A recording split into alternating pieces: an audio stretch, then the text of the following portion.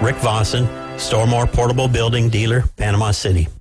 Barbaritos lets you say yes to fresh. If you don't know what to eat or where to get it, well, fret no more. Barbaritos is here to help with its healthy menu, offering 7 meals with less than 500 calories. Barbaritos has lots of healthy options made with farm fresh food. Your health and your family's health matters to us. Come eat healthy at Barbaritos, 23rd Street in the Stanford Station Shopping Center near Academy Sports. Barbaritos, food, community, people. Many business owners, entrepreneurs, and independent contractors can't stop themselves from spending all the money as it comes in, then incurring debt to pay taxes and other obligations. Help is available now. Debtors Anonymous is a 12-step recovery program to help people and businesses stop incurring new unsecured debt. Request free program literature at helpfordebtors.org. That's helpfordebtors.org. WGSX Lynn Haven, WTOT, W271DM Mariana, WVLQ Port St. Joe. ESPN Northwest Florida. It's the next evolution of Sports Talk Radio. The biggest stories and the biggest reactions. Now. And now we're taking... With the first pick. This is the last ball you got to bat. The Inside Drive. From college to the pros, interviews with the newsmakers, sports betting, your phone calls, and more. And now, The Inside Drive with Ryan Mulvey. Broadcasting from the Bill Kramer Chevrolet Buick GMC and Kramer Marine Outdoor Studios on ESPN Northwest Florida.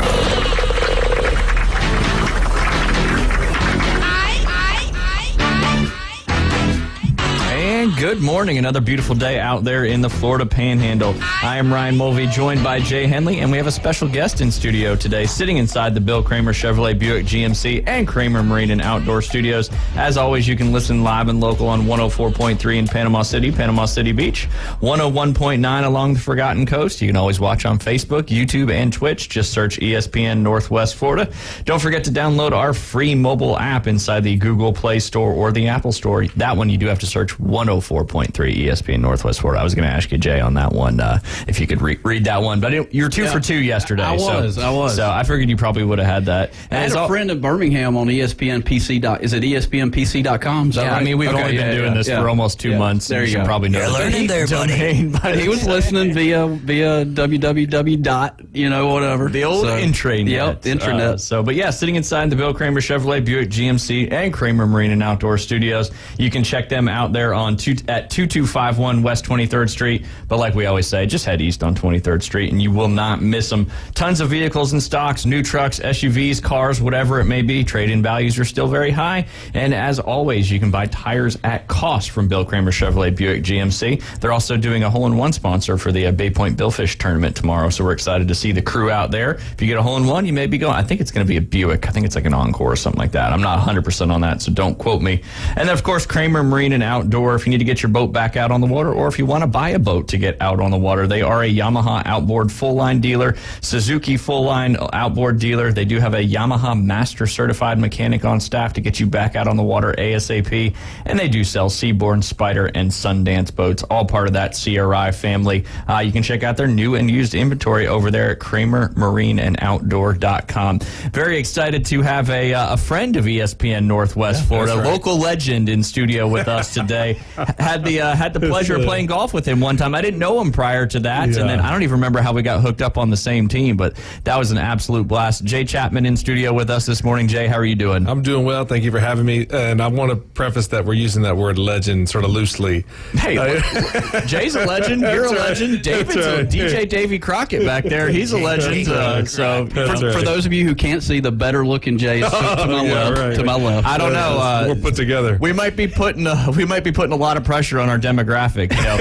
It's mainly males 25 to 65. But since Jay's been on the show with me, we've really bounced up in that 50 to 75-year-old lady demographic. Ooh, I want to see the data on this. Right. We got to get this in. You don't get to see that data. Oh, okay. But now with Jay Chapman in studio, I think the ratings are just going to go through the roof in that demographic. I agree. I agree. Sure. But yeah, pleasure to have you on with us today. Good to be here. Obviously on the heels of the College World Series last night, finishing up, but did want to jump into the Bay Point Billfish Open, as we've been talking about it every day since we started this radio show, but now we're on the cusp. We are 1 day away from the start of the Bay Point Billfish Open. Now, if you are a captain or a crew team in one of the teams that's registered to compete in the Bay Point Billfish Open, there is a captain and crew only dock party tonight. But then tomorrow, everything really gets kicked off. We got the Bay Point Scramble, which we're excited about. Got full field for that. It's pretty much been sold out for the last several months. So that'll be a good time for a lot of the sponsors to play some golf, and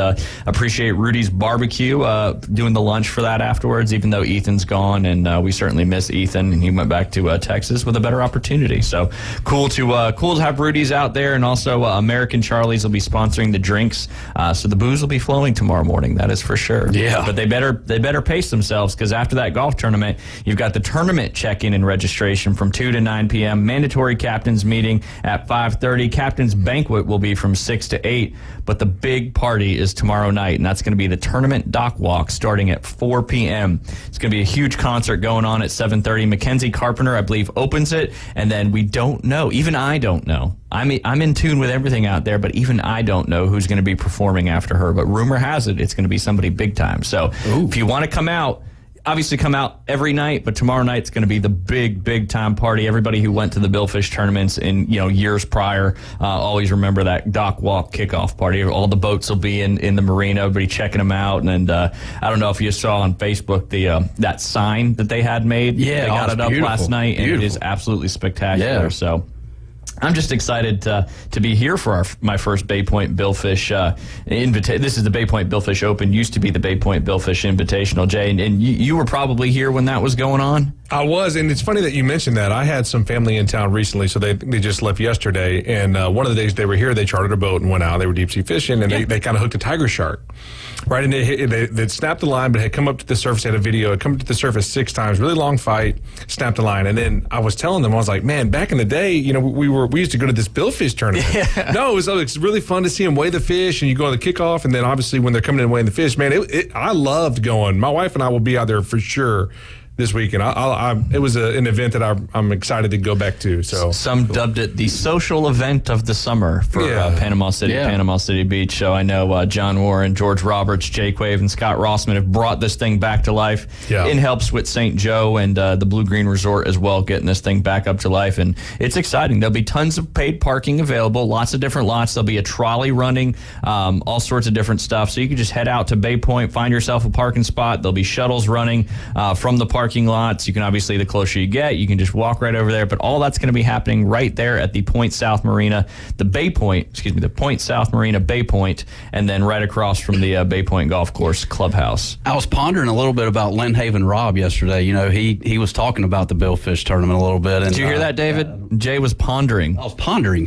Love the vocabulary. Vocab word of the day. Yeah. If we could only be in that noggin of his, we probably learned a lot of things. But he was saying years ago that there were boats that perhaps could go as far as Mexico. He mentioned that yesterday. I did hear him say Mexico. Is there anything that you can think of that you want from Mexico that maybe avocados? Avocados. There you go. I was going to do the jingle, but I don't know if we should do that. I was thinking Coronas at wholesale. I don't selfishly. I don't think premium here is Coronas tough, are produced in Mexico. I don't know if are they? Yeah. Bring them back from Mexico. If any of the boats are headed down to Mexico, like bring something back, right? Yeah. Modelo now is the #1 selling beer in America. Oh. Which ironically is produced by the same people. Oh, nobody pays attention to that. It's a great marketing campaign by the old Blue Beer. Yeah. The old bait and switch. That's right. We're gonna get everybody to drink Modelo now. What do we got to do? If that was true, I mean, it's not. But if they're genius, maybe they are. Negro de Modelo or something like that. That's the dark Modelo. Okay. This is a typical Inside Drive show, Jay. I don't know if you've ever listened before. Right. Yeah, no, this is awesome. We talk a little bit about sports, but it's mainly just whatever Jay says. About Modelos. We run with it. Yeah. Trying to get Coronas at wholesale. Hey, you never know. But yeah, I guess you could. I'd have to pull up a map. Yeah. But I guess, you could take a shot down there towards of the. That's a long way to go to get to Mexico. Ways. Yeah. Maybe he meant to say Gulf of Mexico. Maybe so. Because it is the Gulf of Mexico. It could be. Yeah, it could be. Not to be confused with an ocean, that's for sure. Right. That is for sure. Yeah, but don't call it the ocean. So the kickoff dock walk is tomorrow starting at 4. It's going to run all the way till 10 p.m. The concert gets kicked off at 7:30. So obviously, you want to be there for that big concert there on the Roberts stage. And then Thursday, that's it. What happens, Jay, on Thursday? Thursday. boy. We've been talking about this for literally 7 weeks. Hey, he was actively pondering, right? Yes. So you got to see the word played out. That's beautiful that you just said actively pondering, because I'm going to get Jay a shirt that says actively pondering on the front of it, and you have to wear it. I got it. All right. Okay. The boat parade. Parade down to the goal. Very nice, very nice. Nice job, Jay. Man, Jay's got a fish for his thoughts right now. See what you did there? Fish for his thoughts. Man. We're all over it this morning. The Inside Drive's all about just having some fun, talking about a little bit of sports and maybe some golf or whatnot. Sometimes. But you did good. The boat parade goes off 9 o'clock Thursday morning, and then 10 a.m. that flare will be shot off the boat, signifying the start of the Bay Point Billfish Open. Then you got another party with sponsors that night, and then your second concert starts at 7:30 Thursday night. There's another concert again Friday night, but Friday night, I'm going to put you on the spot one more time, Jay. Yes. What happens Friday night from 4 p.m. to 8 p.m.? 4 p.m. to 8 p.m. Is that the first weigh-in? Yes! Yes! Yes. 2 for 2 on the Billfish. You're on fire this morning. Coming right off the lesson tee, that's for sure. But yes, first weigh-in will start 4 p.m. on Friday. You want to make sure you're there because some of the first big-time fish will be coming in. And it's not just marlin. There's wahoo and tuna and lots of other categories as well. So, and don't forget, if that state record blue marlin is caught, Jay can tell you how much money you'll win. $2.5 million. There's a $2.5 million prize for that state record blue marlin, which was ironically caught in the last Billfish tournament that had happened, and they had to take it to the scrapyard. And Scott Rossman just does a wonderful job telling that story. And who knows? That may happen again. I think they're going to have a scale, though, that probably goes over 999.99 pounds this time. Could be. Just guessing. Although, if you're a flair for the dramatic, and you got to take it somewhere else with the police escort, you never know what's going to happen. I did not know that Sports South was involved in this years ago. Sports South, that was legit. That was a big time sports. Yeah. Somebody asked me the other day if this is being televised, and I didn't know the answer to it. I haven't heard that it is. Right. But with all the streaming stuff nowadays, we'll just go Facebook Live from over there. There you go. Yeah. Some stuff. I like it. We'll do it right here on ESPN Northwest Florida. And then culminating the tournament on Saturday is the final weigh-in. That's 4 p.m. to 8 p.m. on Saturday, July 1st.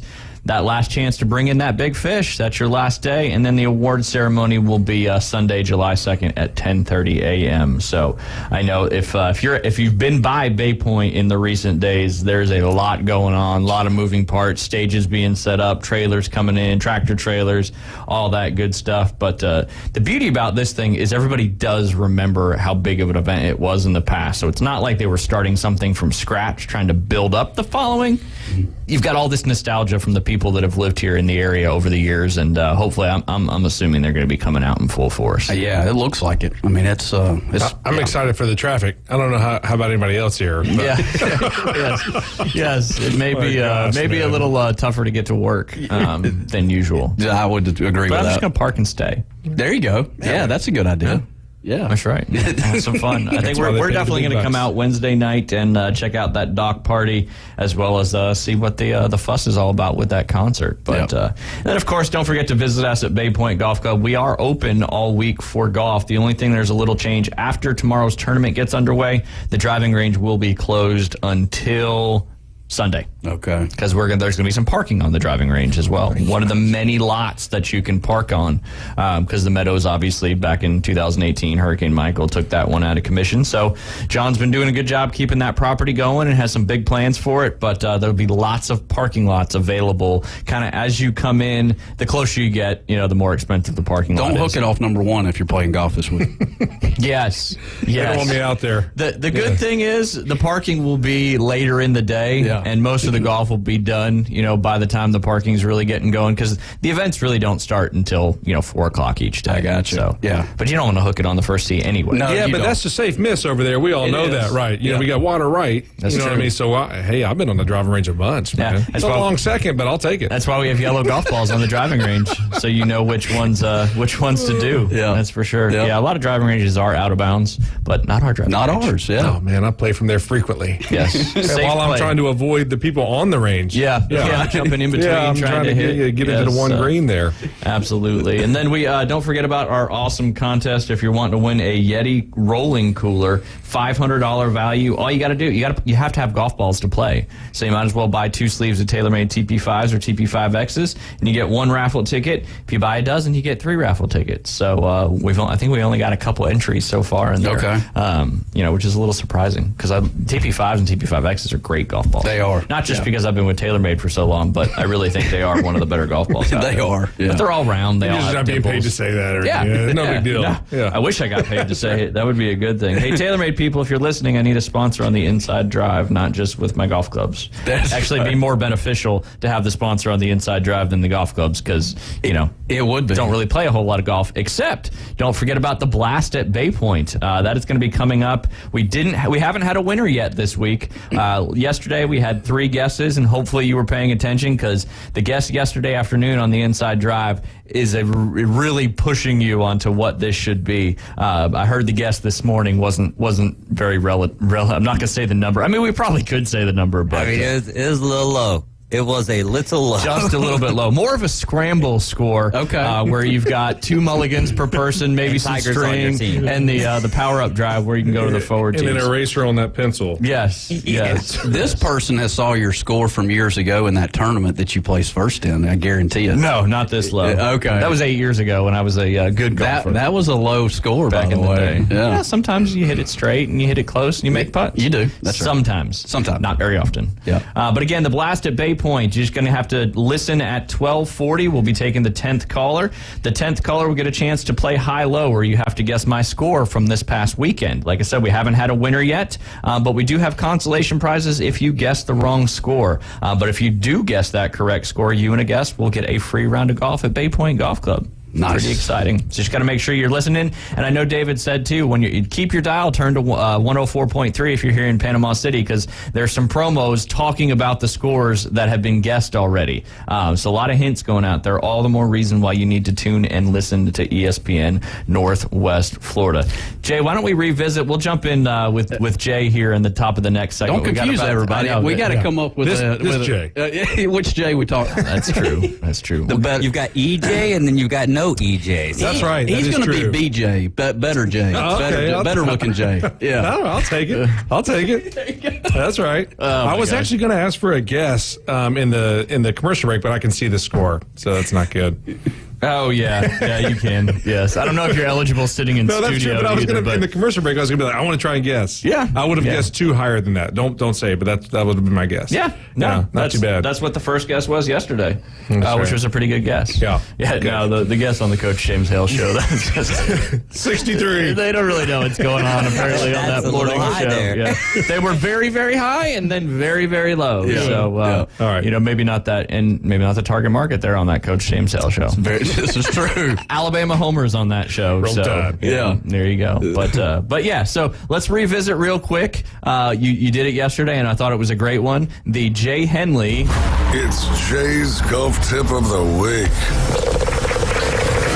I have slept since then, Ryan, so I don't know if I can remember what I talked about yesterday. I can. Can you? If Okay, want no, me to. I'm just kidding. No, so we talked a little bit about alignment yesterday, I believe. Can you help me with that? We did alignment? talk about Okay. alignment, yes. So We elaborated a little bit as well. So if you so think about, it's the only sport in golf where you basically stand perpendicular to your target. So you've got to use some sort of part of your body as a aiming tool.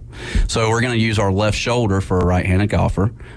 We can use that left shoulder to kind of aim towards we don't want to, what we talked about yesterday? Yeah, yesterday I held up the pens because you want to have parallel lines in your alignment. Your club and your ball is what's pointing at your target. Yep. And then you have to have your body fall in parallel to that, because if you get crooked here, it's going to throw off that whole swing plane and make you do silly stuff in your golf swing. Yep. So that left shoulder needs to be aiming a little bit left if you're a right-handed golfer, a little bit left of your target, and you could use that as an aiming tool. Also, you can use cell phone towers, trees, whatever it may be, because we get target oriented into our second approach shot into the green, whatever. Yeah, second approach shot. But fairway, I know, right? I've been, you've been going. Hey, you got to work for a living. If you're hitting it to the fairway, you typically don't have a target. That's the key point in itself. Is every time you hit a golf ball, putting, chipping, bunker shot, fairway shot, driver, you should be aiming at a target. Yep.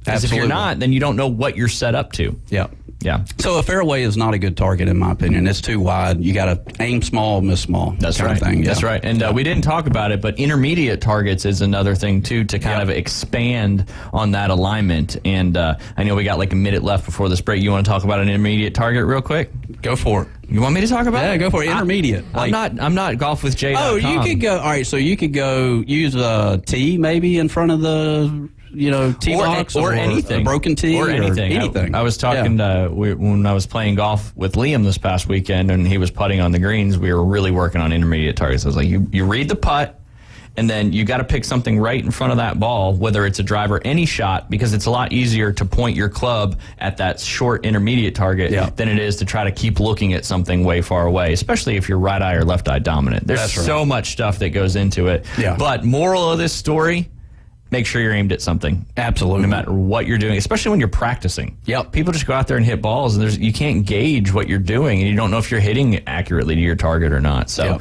I know that grip, posture, and aim is very important to get going. But when we get back from this first break, I want to jump into it with what'd you say, the good-looking Jay? The better-looking Jay. Better-looking Jay. The acronym. The BLJ. The BLJ. There we go. And excited to have him in studio with us, and it's going to be a good conversation. We'll be right back listening to the Inside Drive on ESPN Northwest Florida.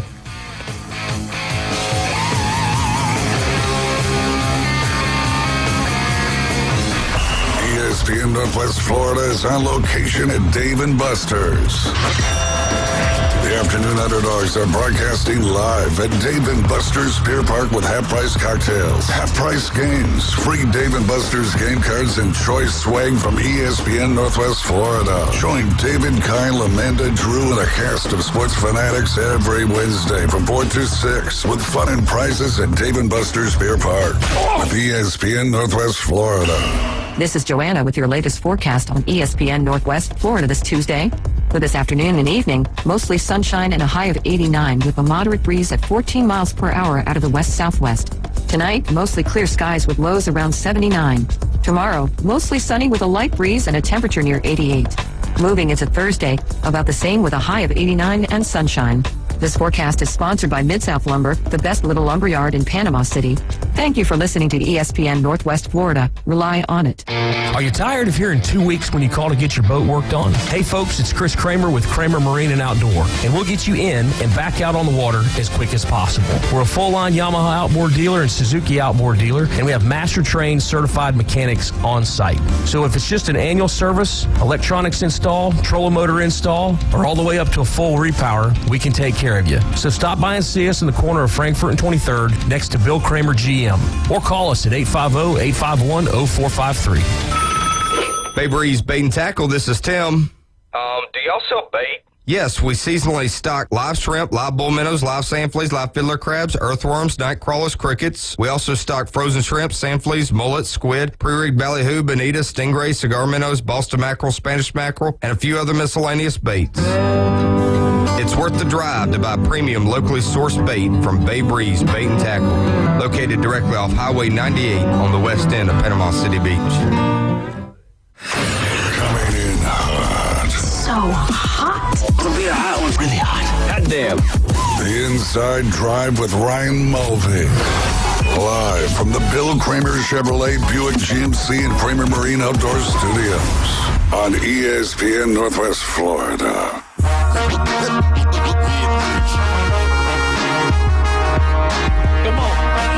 Little Gator Boots action to bring us in this second segment. You are listening to the Inside Drive live here on ESPN Northwest Florida, sitting inside the Bill Kramer Chevrolet Buick GMC and Kramer Marine and Outdoor Studios.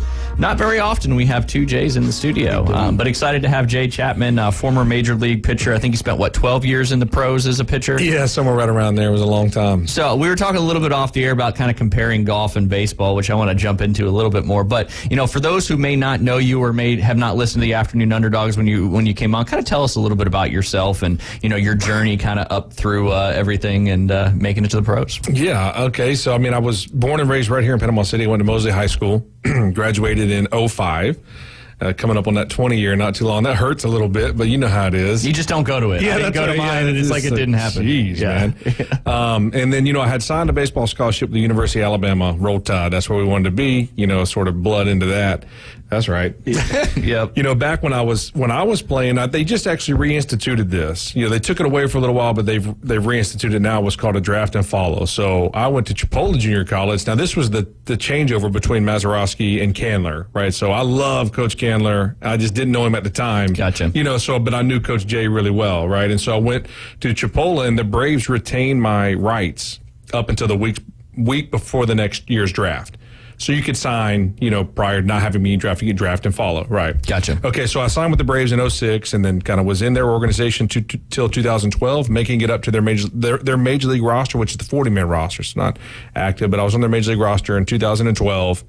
Had already spent a couple years in AAA, made it all the levels, traded to the Cubs, made my major league debut there in 2012. And then, shortly after in 2013, I had bilateral hip surgery. So I had surgery on both my hips, missed most of 2013 and 2014, came back 2015 with the Brewers. Brewers traded to the Rays, and then finished with the Rangers in 2017. And then I had an olecranon break. So my basically the tip of my forearm broke and had a big screw put in there, and that wrapped me up. I was about 32 and ready to be done, man. Yeah, absolutely. Yeah. But what a journey that you certainly had, and now you enjoy playing a little bit of golf. I love playing golf. Wish I was better at it. Wish I had more time to play it. That's the that but I do love playing it. Yeah. What was your favorite team that you played with? Man, are you talking about like minor league affiliate, or are you just talking Major about League? Yeah, Major League. Yeah. Yeah, I really enjoy being in the Braves organization. Okay. Oh, but are you talking about playing against them or in their stadium or? Yeah, just what comes to mind just off the hip? Like what team did you enjoy and why? I can see the Cubs. I love the Cubs. Right. And we talk about it often. The Braves were on TBS and the Cubs were WGN. So you kind of, even in this area, grew up just watching those two teams. So it was pretty cool. But I wanted to be a Brave. I mean, that's what I grew up with the John Smoltz, Greg Maddux, Tom Glavine, those kind of guys. Rafael Furcal, Javi Lopez, Eddie Perez. And I'll never forget, I was telling some of these stories, in my first time in Major League Camp with the Braves, 2010, Eddie Perez was just kind of catching bullpens, and he was like, but he was like a legend to us. Yeah, he's on those, all those prominent teams when they were winning the division every year, and he's like, hey. I'm like, yeah. He's like, go call your mom and tell her that I caught you. She'll really love me. I was like, okay, thanks, man. But just like interacting with those guys, it was really, that was a lot. Those were like the special times in my head. Now, obviously, when you're in the big leagues, that was also another special time. So I'm very grateful to the Cubs for giving me the opportunity. Right. Because truth be told, I'm not going to get into it, but I had the season of my life prior to that. We went over it the other day when they just didn't call anybody up in 2011. Gotcha. The Braves didn't, but I thought I should have went that year. Really. Of course, you think you should go every year? Of course. No, but really, but I would have liked to have done that, but I'm always grateful to the Cubs for actually making the call. Yeah, that's awesome. Yeah. Now he says they got the best fan base. I want all of ESPN Northwest Florida to know that. Well, the Cubs travel. Travel. Everywhere we went, I just got to poke the bear a little bit. Yeah, man. Yeah, that's right. They really do, man. They do. They travel. It's a pretty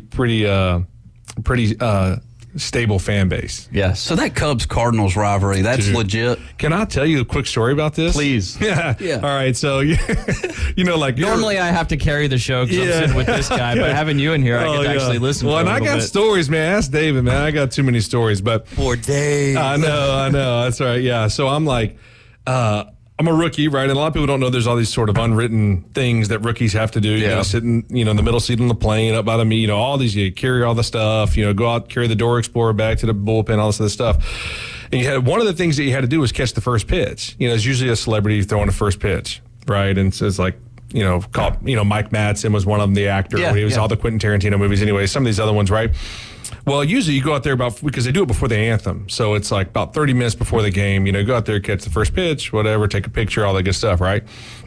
Well, usually there's like not that many people out there. Right. I had no idea that the Cubs and Cardinals were no, I really didn't know because I was in the South. I grew up watching the Braves. I had no idea there was like a serious rivalry, right? So I get out to the field about 45 minutes before the game, and it's 100% full. Max capacity Wrigley Field. I was like, look over at one of the guys. I'm like, hey, what am I missing here? Like, what's going on? They're like, he's like, oh, it's Cubs Cards, dude. I was like, what is that? I mean, he's like, oh my gosh, dude, this is like one of the biggest rivalries in sport. And I immediately got so nervous. Right. And then I blew the game in the 10th. And that's not that's an actual true story. But that's okay. It just is what it is. So the Cardinals fans loved me that day. But I will tell you this too, by the way, this is back when the bullpens used to be on the field at Wrigley. Yeah. Ruthless Cardinals fans. I bet. Ruthless. I'm like, guys, come on now. Everybody relax. Still just a game, right? Just trying to warm up. That's all.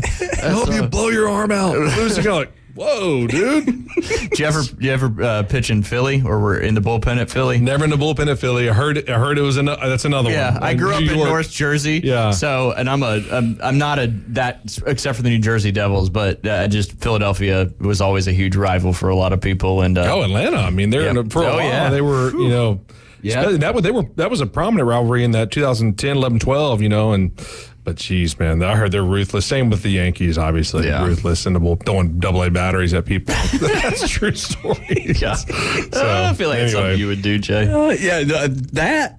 Maybe. I don't know. Who knows? Potentially. Yeah. Not even saying it's safe. Hey, Jay, you brought up, the rookies got to throw first pitch out and stuff, but when celebrities come and they're throwing out the first pitch, did the veterans ever say, all right, we're sit on the bench? Dude, so this is it's a great question. I remember I was slated to catch the first pitch because nobody wants to be ready that soon before the game. Everybody's in the locker room chilling, eating snacks or whatever it is, and then, getting ready to go all right before the national anthem.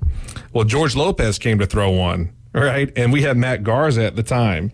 And, Matt Garza wanted to go catch it. I remember being like, all right, dude, go ahead. But I went out there anyways, met George Lopez, nice enough guy. But anyways, that was the only time I was like, he kind of, one of the veterans pushed me to the side and said, hey, I'll take it. Yeah, I got this one. Yeah, I got this one. I want to meet this guy. So is that was that just the organization you were in thing, or is that like a major league wide catching the first pitch? Yeah, no, that's a bunch of those unwritten rules. I'm sure there are pretty, what's funny is the older I got, the younger I was, the more I hated all these unwritten rules.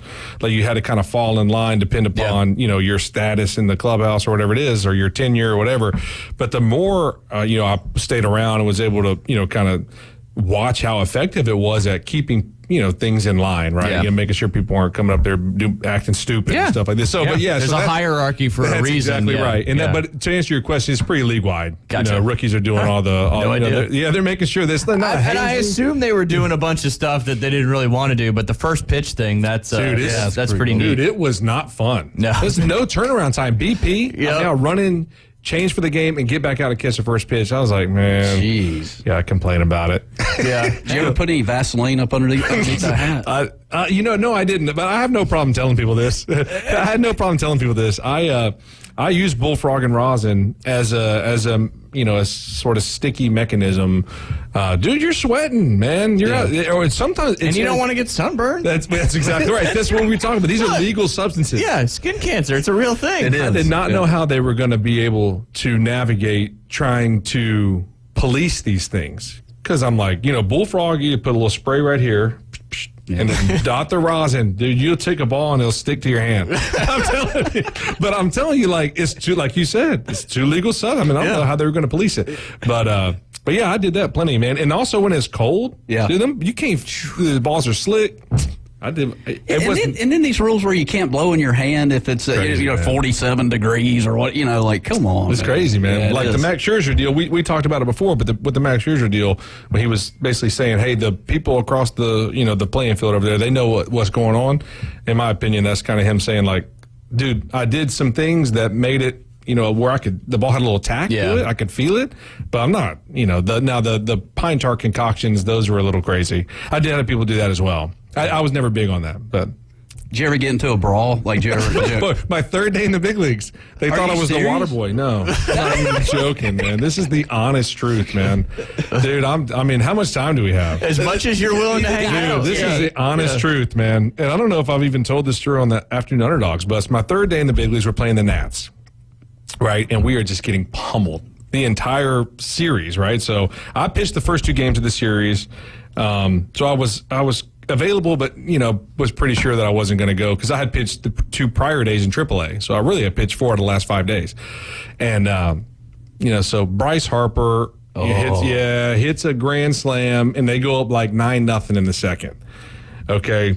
Well, then Jason Worth, we remember Jason Worth, fantastic. Yep. He takes in what we call an air condition hack, right? He swings so hard that you felt the wind off his bat at a 3-0 pitch in the third, and our team took exception to it. Like, dude, come on, man. Like, you're beating us 9-0 or whatever it is. The second, don't be an a-hole. Yeah, come on. Yeah, we got rookies out here because they, kind of younger team. And so they thought they took exception to that. Well, a phone call comes down to the bullpen. Man, I don't get in trouble for saying all this, I don't guess, but I don't guess anybody's listening. But they're like, Soriano, Alfonso Soriano, he's the Jefe, right? Yeah, he's been around. He's like, hey, whoever's coming in the game next, hit Harper. No, it's true. Love it. It's like just exactly what happened, right? So I was like, oh my gosh, please don't. Please don't. So we had a guy named Lindy Castillo, right? Okay, he's up throwing. And truth be told, he tried to hit him. He tried to hit him, but Bryce Harper got out of the way. And, so bench is clear. One of the funnier parts of this story is, so the bench is clear a few times now. The funniest part of this story is the bullpen's got to go out. Yeah. Right? Yeah. Okay, well, I have a buddy of mine that I just happened to play junior college baseball with at Chipola. His name is Steve Clevenger. So he's catching, right? Well, he has all this gear on, and I'm kind of, you have to go, so I'm at the site, right, of the brawl. Yeah. I'm kind of trying to make, there's a lot of big guys. Yes. A lot of humongous people. A lot of things going on. Dude, so I'm on like the periphery. I'm kind of just out here skating around, looking what's going on. Dude. Michael Morse runs up late. You know who Michael Morse is? Yeah. He's like tested positive 3 times for steroids back when that wasn't that big. It was like a 10-game suspension. He looked like Conan. Like his hair was, dude, he's humongous person. 6'6", Steve shoves him 2 hands. Boom!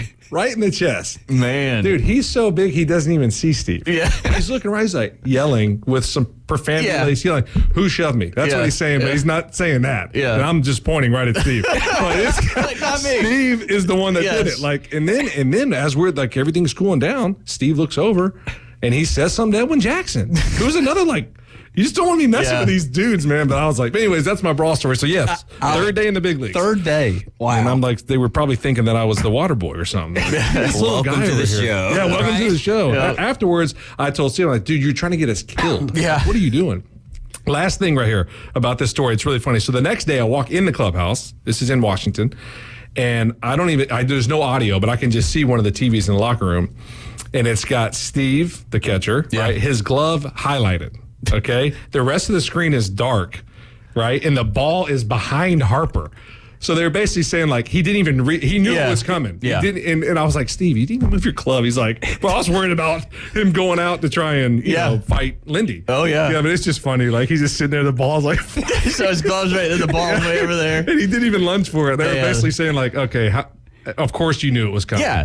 You can't deny it. Yeah, that's right. Plausible deniability does not come in that case. Those are fun stories, man. Yeah, absolutely. Fun stories. And I'm typically, when I'm looking at the brawl, I'm not looking at the center. I'm looking at the guys on the back end going, should I go in or should I stay? You don't want to go in there, man. Yeah. Typically the way it works, the veterans sort of meet in the middle and they sort of solve it. Yeah. They hash it out. If I would have been in the middle, people are like, who's this guy in here? Drop this dude on his head, please. Oh, man. That's funny, That's man. good stuff. Those are fun stories. Good question, Jay. Yeah, man. Yeah. Fun stories, man. Oh, yeah. Man. Jeez.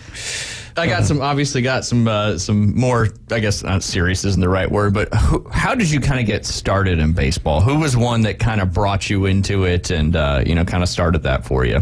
Man, it was obviously just kind of, when we talk about this on the Afternoon Underdogs quite a bit, but just sort of the older school mentality. My parents, my dad obviously grew up in Alabama, Montgomery, Millbrook area, playing football and some of these basketball. He was just a, sort of multi-sport kind of deal. And then sort of brought us up doing the same thing. So, like, obviously, we love golf now. Yeah. Right. But, I mean, when it was like basketball, football, baseball, that's kind of the three that you, and I kind of exited basketball very early, I think, and then did football and baseball. And really, truth be told, I just wasn't a very big kid. And so football was obviously not going to be my deal. Gotcha. And so we sort of just steered it to the baseball lane. And so, but, it wasn't really until I got into high school that it became, it's really weird. I see a lot of people now, they have like very high expectations for themselves very early. Yeah. And that's fine, but it just was never even a consideration for us, really. I mean, it was like until I got to high school and I grew a little bit and started throwing semi-hard, that people were like, oh, you really could go, to a college or whatever. Like, oh, okay. And then just kept progressing from there. But it's kind of happened organically in a way. I don't know if that's a good answer. No, it's a great answer. And it was kind of, and you had said something in there that kind of make, you see so much. I do a lot with youth sports, obviously. I've got 2 young kids, and my youngest and my oldest, they both play as much as they possibly can. But, we haven't gotten to the travel side of things yet. But he had the chance the other day, Dawson Knox, tight end for the Bills, was playing golf with us at Bay Point, and he took the time to throw a couple. Liam plays quarterback and threw some passes with Dawson, and I asked that same question, and he's like, "Man, when they're ready, they're ready." That's right. Everybody's starting way too early nowadays, and so that's kind of why. And I heard you say that question to kind of, once you got into high school and it kind of organically happened. There's no right time, I wouldn't think, but when it's time. Sure. Yeah, and it's really funny. Do we have a quick second? I was at the beach with my family, like I said, and we were playing some wiffle ball, right, just like 2 days ago, and I see a kid like looking over, from a few tents down or whatever. He's like about a 10, 12-year-old kid. It's just funny because this is what we're talking about. Yeah. And so I'm like, hey man, come on, like get in, if you want to take a couple rips, I'm just throwing the, there's one of those little blitz balls is what it was. Yeah. But anyway, so I asked him like, what's your name, man? My name's Blake. I'm like, what? You play baseball? What other sports do you play? And he's like, well, I play football. I play baseball. He's like, if I end up playing football, I'll probably end up going to Georgia. But if I play baseball, he's like, I'll probably go to LSU. He's like, I don't know, maybe Tennessee. And I'm like, dude, holy cow. Like this guy's like the best schools in any sport choice kind of ready. I was like just happy to be on the high school baseball team, really. I mean, especially when I started, I was like little and, so I was just happy to kind of be there. So it's just kind of funny to watch. But, in all honesty, that's sort of the Instagram culture now, too. It's the social media culture.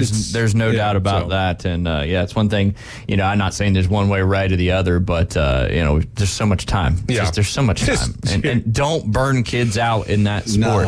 Don't make it a job. It's got to be fun, number one. And if they've got the drive and they've got it, great. They can do that while having fun. And I tell people this a lot of times as well. Just what you just said, don't make it a job. I tell people all the time, if you keep progressing, it becomes a job very fast. And and at that time, it's not that it loses the luster, but it's different. It certainly takes on a different role than what you thought it was going to be when you were 10.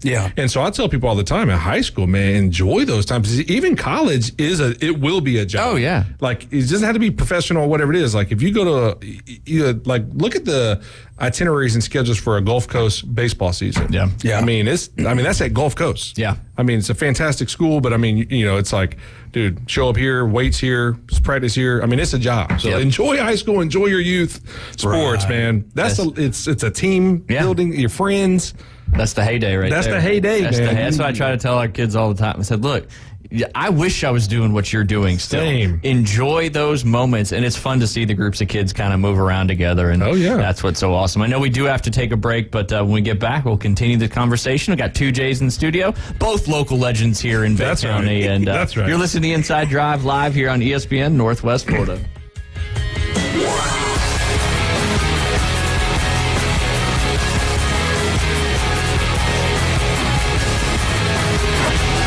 ESPN Northwest Florida. We're taking the inside drive. That's what's so great about playing sports is like, you have an opportunity to, hit and win a game or catch a football or throw a football or make a game-winning shot in basketball. You're either somebody who wants to be in that moment or somebody who doesn't want to be in the moment. And the people that are want to be in that moment are the ones, we end up Join Ryan Mulvey. Thank you very little. Middays 11 to 1 on ESPN Northwest Florida.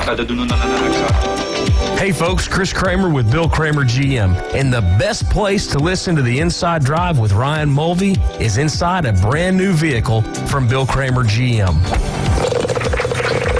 And I want you to know we've got 10 times the amount of inventory on the ground as we did this time last year, and darn near all of them are discounted.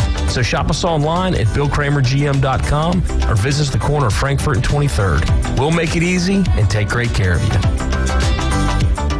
Did you know that fees associated with real estate closings are virtually the same from one title company to the next? So what sets South Oak Title apart? Effective communication, customer service, expertise, and technology. If you're buying or selling real estate, refinancing a residential or commercial property, tell your realtor you want to close with South Oak Title. South Oak Title, with locations across the Southeast, including Panama City Beach, Inlet Beach, Destin, and Fort Walton Beach. Visit them online at southoaktitle.com. Hi folks, I'm Tracy from Tracy's Fine Jewelry. Shopping for the perfect diamond can be difficult, but that's why I've trained my staff to offer you a stress-free diamond experience. Me and my I Do crew have 50 years experience, and we have more certified diamonds in stock at the best prices in town. So if you're tired of high-pressure salespeople, come see me, your diamond girl, and my I Do crew at Tracy's Fine Jewelry, because we don't work on commissions. We work for smiles and I Do's. You hear it first. Sports talk right now. Back to the Inside Drive with Ryan Mulvey. I know it seems a bit overwhelming at first. Broadcasting from the Bill Kramer Chevrolet Buick GMC and Kramer Marine Outdoor Studios. Something makes me think you'll get used to it. On ESPN Northwest Florida.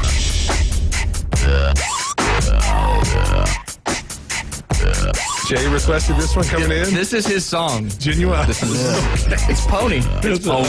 It's for that demographic that we're keying in on. That 50 to 75-year-old ladies that listen to the Inside Drive. Live here on ESPN Northwest Florida, sitting inside the Bill Kramer Chevrolet Buick GMC and Kramer Marine and Outdoor Studios. Joined always by Jay Henley, our Director of Instruction out there at Bay Point Golf Club. And today we've got a special guest, local legend Jay Chapman, former Major League Baseball pitcher. And we're just talking stories, having fun. As we always have a lot of fun here on the Inside Drive. But I know we got a question from Mark McLean, who I know you know real well. He said to ask Jay about his first visit to St. James Bay for a golf weekend. Oh, my gosh. I don't know if it's FCC good or not, but I'm sure it is. Dude, because you've been there, right? Yeah. Everything is a forced carry at St. James St. James Bay is. Yeah. And so it's like more like Target golf, right? Yeah. Which I'm like more of a windswept dunes kind of guy.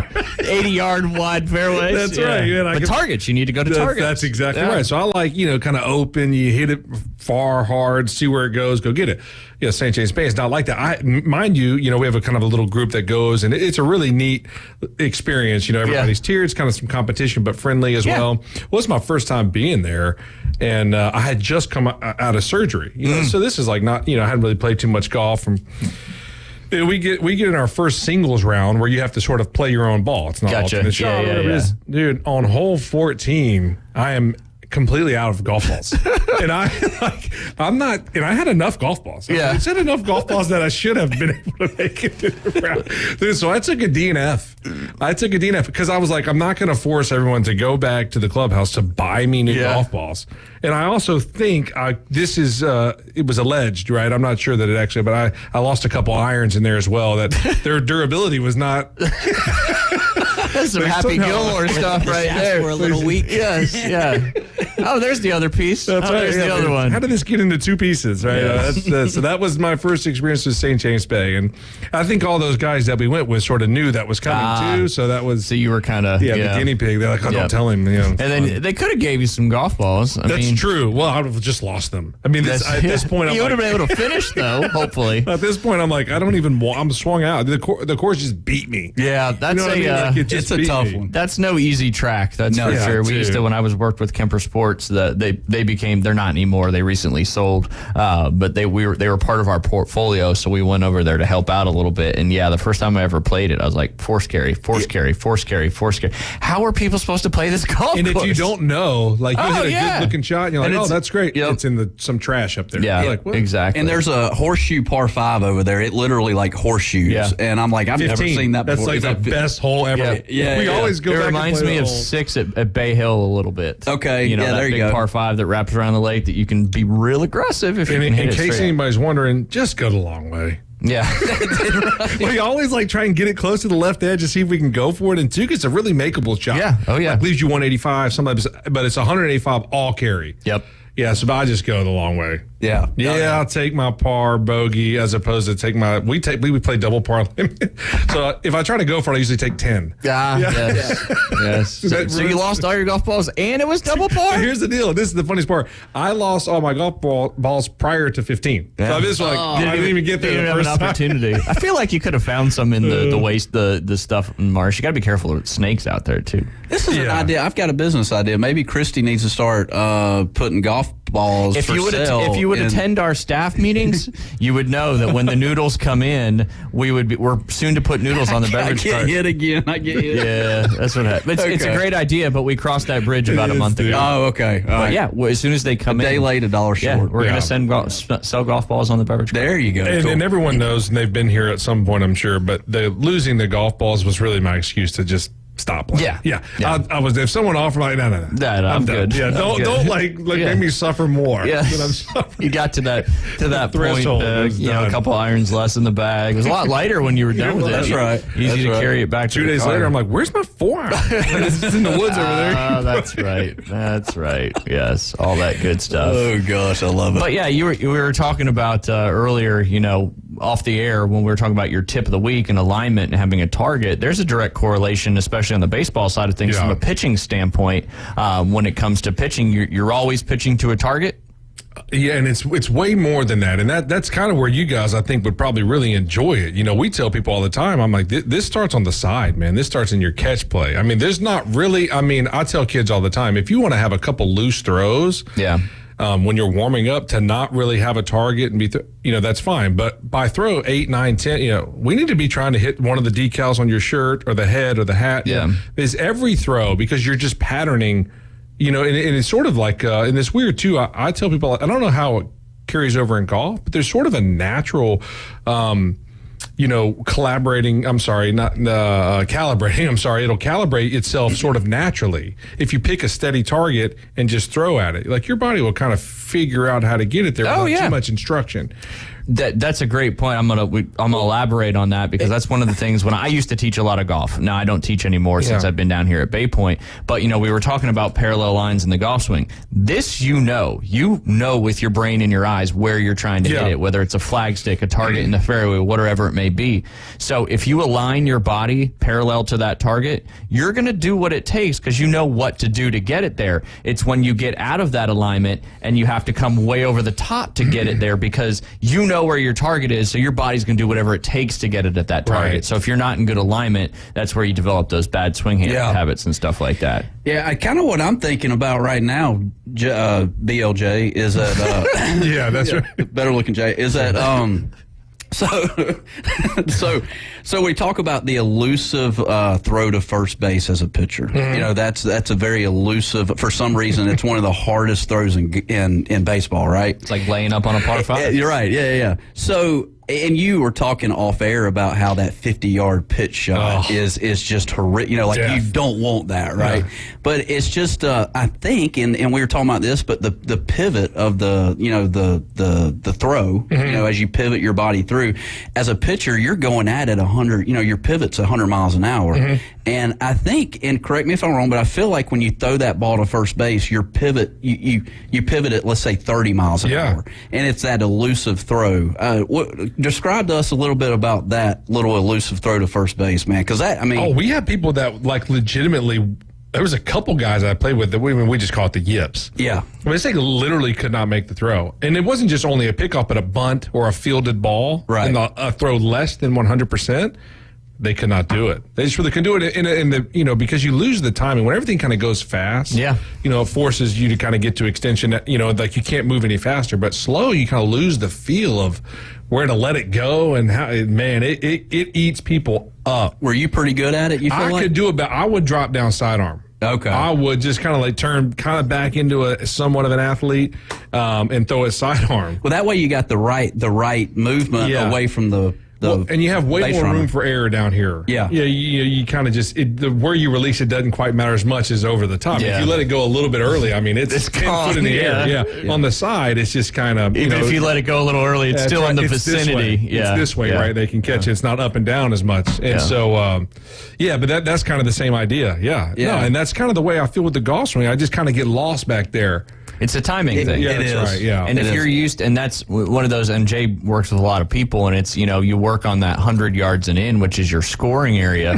So I think it's two things. I think it's one, people think because it's 100 yards or less, you should hit a good shot. Right. But then it's understanding the mechanics of having the same tempo every time and just changing your length of arc. Right. But that's very hard to do because when people are used to taking a full swing and going at it 100%, now you're taking a half swing. The body thinks, okay, I only went half swing, so I got to make up for it and go fast, and then you just flip the hands and shove it in the ground or blade it over the green. Yeah. But that takes time and practice, and it's kind of working up the clock. 3 o'clock, 4 o'clock. And you just kind of keep. I guess if you're on right-handed, you're going 7 o'clock, 8 o'clock, 9 o'clock, 10 o'clock, and then it's the same tempo every time, and you're just controlling the length of your swing, which is so different than pitching. I mean, I don't know a ton about pitching, but just listening to what you guys are talking about, no matter what pitch you're throwing or what speed it's coming, you're still feeling the same power and velocity every time.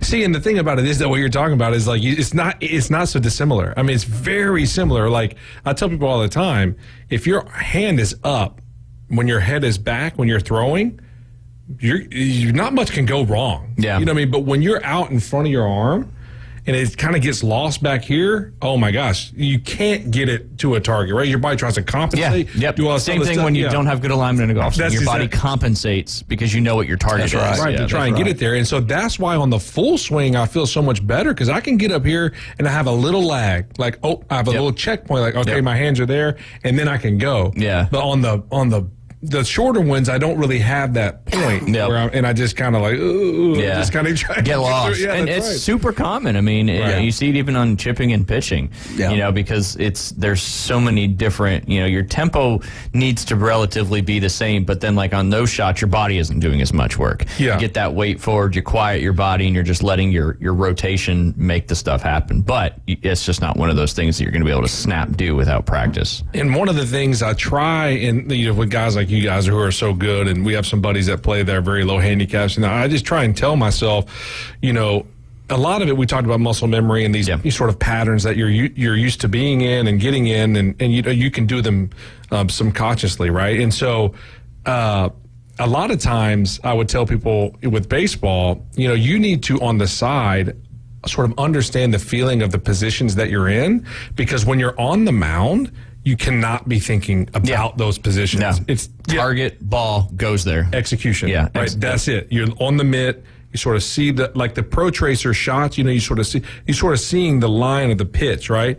But you're not thinking about, is my hand up, or is my whatever, or did my shoulder leave early? Yeah. No. It's if you're doing that on the mound, things are really you're about to get boat raced. Yeah. No, and it's such with golf too. I mean, and I don't know if it's even more so, but you have to create the muscle memory so you can play golf in the subconscious, because playing golf in the conscious is a disaster. It's terrible. Yeah. There's so much carryover, and this is why I'm so frustrated about my lack of ability to play good golf. I'm like, dude, a lot of the thoughts are so similar and patterning, but it's just not good. It's hard to get to that execution without the reps. Yeah, that's true. Especially you, and that's why sometimes, I grew up playing hockey in addition to golf, and they kind of go hand in hand a little bit as far as like the rotation of the arms and stuff like that, but the body works differently. But your muscle memory, when you get to here, is to do that. So that's what's going to happen when you don't think and fire. Yeah. And that's why your one swing thought you said, just compress the ball. Yeah, just you're getting to that moment and you have the hand-eye coordination to make that happen. But it just sounds like he needs to visit golf with Jay. That's right, man. That's right. Let's get you right. That's right.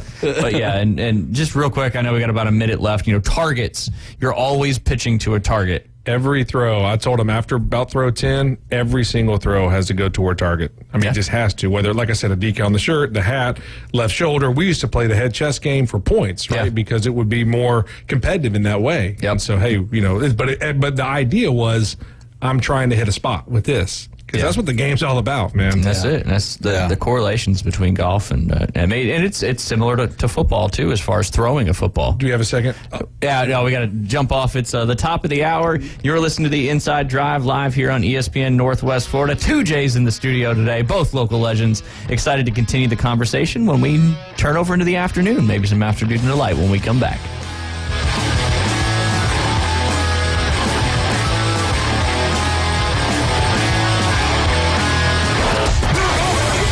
ESPN Northwest Florida. The afternoon underdogs. Wyndham Clark, though, winning the U.S. Open 10 under. He was 241st in the world last year, the day after the 2022 U.S. Open. But since then, he's won twice, and he's won more than $8 million in earnings just in the last 6 weeks here. What'd you think of Wyndham Clark? 4 to 6 weekdays. 104.3 ESPN Northwest Florida. This is Joanna with your latest forecast on ESPN Northwest Florida this Tuesday. For this afternoon and evening, mostly sunshine and a high of 89 with a moderate breeze at 14 miles per hour out of the west-southwest. Tonight, mostly clear skies with lows around 79. Tomorrow, mostly sunny with a light breeze and a temperature near 88. Moving into Thursday, about the same with a high of 89 and sunshine. This forecast is sponsored by Mid-South Lumber, the best little lumber yard in Panama City. Thank you for listening to ESPN Northwest Florida. Rely on it. Young Cycle across from FedEx Mosley Drive in Lynn Haven has a fantastic selection of pre-owned Harleys at great prices. Great prices. Don't buy a Harley until you stop by Young Cycle. Young Cycle, a full service department is available too, offering motor trike conversions, parts and accessories. Nothing compares to Harley Davidson and the low prices on pre-owned Harleys at Young Cycle. Young Cycle, 112 Mosley Drive across from FedEx in Lynn Haven. Take your next adventure in an award-winning Kia from Bill Bird Kia. The SUV family has movement that inspires, and we invite you to test drive the new 2023 Kia Soul, Seltos, Sportage, Sorento, or Telluride. You can command the road in a sedan from Bill Bird Kia. Drive away today in a new 2023 Rio, Forte, K5, or Stinger, and discover the all-new Kia at Bill Bird Kia. 2435 East 15th Street, Panama City, or anytime at BillBirdKia.com. Peace of mind you can trust at your local community dealer, Bill Bird Kia. WGSX Lynn Haven, WTOT, W271DM Mariana, WVLQ Port St. Joe. You gotta fight! ESPN Northwest Florida. Welcome to the Inside Drive, the next big thing. It's a big, huge, giant deal. Sports betting, huge reactions. Your calls and real-time coverage of the stories you're following. Broadcasting from the Bill Kramer Chevrolet Buick GMC and Kramer Marine Outdoor Studios. On ESPN Northwest Florida. Sky rockets in flight. Afternoon delight. It is that time. You're listening to the Inside Drive live here on ESPN Northwest Florida. Sitting inside the Bill Kramer Chevrolet Buick and Buick GMC and Kramer Marine and Outdoor Studios. Jay, I always tell everybody I think we're the only sports talk radio show, maybe the only radio show in the country that has afternoon delight bringing us into the second of the hour. I mean, could it get any better? I don't know if it can. I mean, could it get any better? When I was joking around a couple weeks ago, Beth, my wife, she didn't realize what afternoon delight was until we made the trip up to Atlanta and I was letting her read the lyrics. She's like, that's what you're coming into in the afternoon? I was like, yeah, that's why it's so good. So now all the listeners are like, what does it mean? Yeah, Google it. You'll learn quickly. That's for sure. And so far, Randy, I don't know if he cares or noticed or whatever, but we're running this afternoon delight thing until we're done with it. But you are listening to the Inside Drive live here on ESPN Northwest Florida. As always, sitting inside the Bill Kramer Chevrolet Buick GMC and Kramer Marine and Outdoor Studios. Listening live and local on 104.3 in Panama City, 101.9 along the Forgotten Coast. You can stream us live on Facebook, YouTube, and Twitch. Just search ESPN Northwest Florida. You can also visit ESPNPC.com, which you had mentioned one of your friends tuned in on that. Yeah, hopefully he's listening right now. It's just really easy. You just go to ESPNPC.com, click listen live, and there you go. There's the streaming radio. You can, of course, download it inside the Apple Store or the Google Play Store. You just got to search 104.3 ESPN Northwest Florida. Got to go visit Kramer Marine and Outdoor over there at 2251 West 23rd Street. Snapper season is open. It is that time of year your boat needs to be working looking, whether you just want to go hang out at Shell Island or go fish offshore, or go try to catch these tarpon that have been running up and down the beach these last few weeks. So you need to get back on the water. You need to go check them out. You can give them a call, 850-851-0453. You can also check out their new and used inventory at KramerMarineandOutdoor.com. Also check out South Oak Title and Closing, Beach House Sales Development. My wife's company does a fantastic job with real estate, and they use South Oak Title and Closing. We had Crystal Whiteley and her son Jordan Whiteley in here a couple weeks ago. Just a really good young man. He is a fantastic head on his shoulders. When we asked him about, was he, we talked about NIL and transfer. He's like, no, I'm here to get my degree from South Alabama, and he's studying biology and chemistry while playing football. Dentistry plans, DMP. Man. I mean, he's and if you don't watch it, he's got his head on his shoulders, and he'll take your head off your shoulders. Yes, that's a strong kid, man. Yes, but his mom Crystal does a fantastic job over there at South Oak. They got 4 spots here in the Panhandle, 1 right here in Panama City Beach, over there in 30A, Destin, as well as up there on Highway 77 in Lynn Haven. So check out South Oak Title and Closing for all your real estate closing transactions. Coming up at 12:40, it is the Blast at Bay Point. You don't want to miss out on your opportunity. We're playing high-low to guess what I shot this weekend at Bay Point Golf Club. We've had 4 guesses so far. We've had some that have been pretty close, but if you listen for the keyword there when we're going into that 12:40 break, that 10th caller, you get a chance to play high-low and see if you can win a round of golf for yourself and a guest. And even if you don't win, we'll give that 10th caller something nice. Those phones were lighting up yesterday. Absolutely. You get a chance to play some free golf. You don't want to miss out on it. It's also important to make sure you're listening to the other shows as well. We're doing this for 6 straight weeks. This is week number 1. So each week you want to make sure you're listening to the Coach James Hale Show at 8:40, listening to the Inside Drive the entire time, of course, but tuned in there at 12:40. And then every afternoon from 4 to 6 p.m., David Hayes and the Afternoon Underdogs, 5:40, that high-low game will be played. So don't want to miss out on that opportunity. Just great conversation today, Jay, talking about golf and baseball and your history and all that stuff, and talking about throwing to targets. But one thing you brought up in the break that was really interesting, I thought, and Jan, I know you thought it was interesting as well, is talking about the focus. The majority of your pitching you did in the pros was closing or relief pitching or situational pitching, and you had mentioned being hyper focused for a short period of time, where it's a little different focus potentially for starting pitchers, and then how that crosses over into golf, where golf is 18 holes, 4+ hours being out there, and you've got to kind of go in and out of focus. So talk a little bit about that and what you kind of did to really focus in when you needed to, and how that all kind of works. Yeah, and it's really, people that know me well understand, how hard it is for me to pay attention, right? I mean, it really is true. I mean, that's just a sort of it's funny, but it really is true.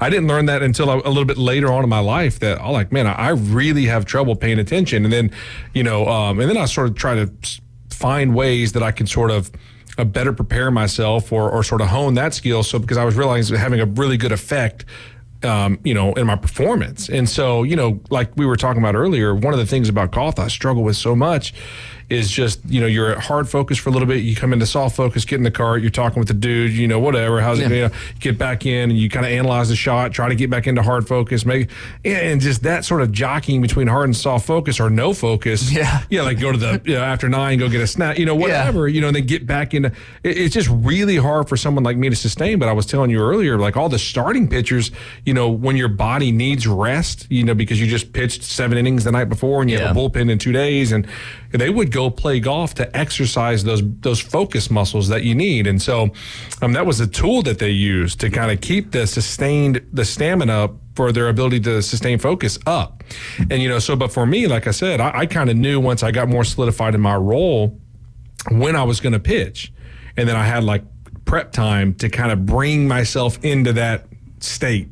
Right. It was a lot of it was controlled breathing and relaxation drills and then visualization drills. And I know it seems like a lot, but what you don't want to do, and I know that I don't really know how it would manifest in golf, but if you're not focused in baseball, I tell people this all the time, the catcher will look like he's down the street. Like he's very small. You can't even, you're like, oh my gosh, where is he at? Like, and I just know that I'm not focused. Yeah. And then things happen very quick. I'm like, this guy's on second. I don't even remember throwing any of the pitches. Like how did he get on second? It just happened so fast. Crowd, noise. A lot going on. And right. And so if I wasn't able to do all that stuff, I couldn't slow things down enough to go, okay, this is my target. This attack plan for this type of hitter, and I'm sort of processing all this, right? And so I don't know how to do that in golf, but I was really, I say really good. I mean, I was pretty good at it in my sort of lane, which was one inning. Even that second inning for me was always tough. You come back in the dugout, I would have to try and figure out how to sustain. I would stare at a sunflower seed, I'm not joking. Try to sustain it so that I can get out of it to go back in it. Yeah, because you're an outsider at this point. You haven't even hung out with the dugout. That's exactly right. I love being in the bullpen. Like I said, that not paying attention thing, that helps. With the first 5 innings, I don't even know who we're playing most of the time. So outside of Jay Chapman, who is the best closer in baseball? Man, I'm partial to Mariano, just because he was so prevalent in our time. Yeah. But Trevor Hoffman I really enjoyed how Trevor Hoffman was, and it's kind of not so dissimilar from say Tiger or some of these other guys are having to sort of remake themselves. Didn't hit the ball as far, try to figure out how to still win. But Hoffman really, as he aged, he couldn't really throw that hard. He started doing with changeups. Yeah. And so it was just really neat to watch. Really, most people in the end of the game were sort of their power type stuff. A lot of heat. That's right. Yeah. And so for him to be different, but still being able to get the job done, I really enjoyed that. And then obviously Craig Kimbrell is a friend of mine. Oh, okay. Went to his wedding. We lived together for a while, and there for a while. I was texting with him not too long ago, actually, but not that he didn't need to hear this, but I was, I thought that he was the fastest or fourth fastest player ever to 300 saves, and I thought, man, he really might have a shot to 650 or whatever. Mario. Yeah, but just kind of the way that the thing with the Cubs went down, he missed half the season. And, he's kind of bounced around and missed some huge chunks, and they're hard to make up, man. Yeah. So you think Kimbrell threw heat too? Oh my gosh, man, best hitter in the game at one point. And this was prior to, I don't mean to cut you off, but this was prior to all the spin rate stuff. We didn't sort of know that why can nobody hit his fastball? I mean, it is hard. But people throw hard. Yeah. And I've seen people get hit that throw hard. But like Kimbrell was like an invisible kind of deal. But now that we have all the metrics and stuff, I mean, his fastball spins way above major league average. The last time, have you heard John Rocker's name mentioned in quite some time? John Rocker. Last time I heard he was selling cars in Middle Georgia. The last time he plays softball around here a lot. Dude, yeah, I saw him. Really? He's around. Yeah, because he lives just down the road. Because he used to come out and play a little bit when I was out there at Watersound. But I played in a celebrity kind of deal with him out at a Regatta Bay, so just not too far from here. And let me tell you something. I don't know. Have you ever seen him? Yeah, he is a humongous person. Just a big. He's a huge person, but where are you going with that whole deal? I just want it's just whatever pops into his head. I have seen him, and the last time I saw him, this is the honest truth. It was at that thing. He had a see-through black lace shirt, hair down to his shoulders, and he was wearing cowboy boots. He was like on a golf course. I was like, "Who is this guy?" That's John Rock. Like, you didn't know where the lace shirt. You're kind of like, "Hey, man." You might want to make another fashion statement, but then when he looks at you, you're like, I'm not saying anything. Whatever you want to wear, dude, get with me. Yeah.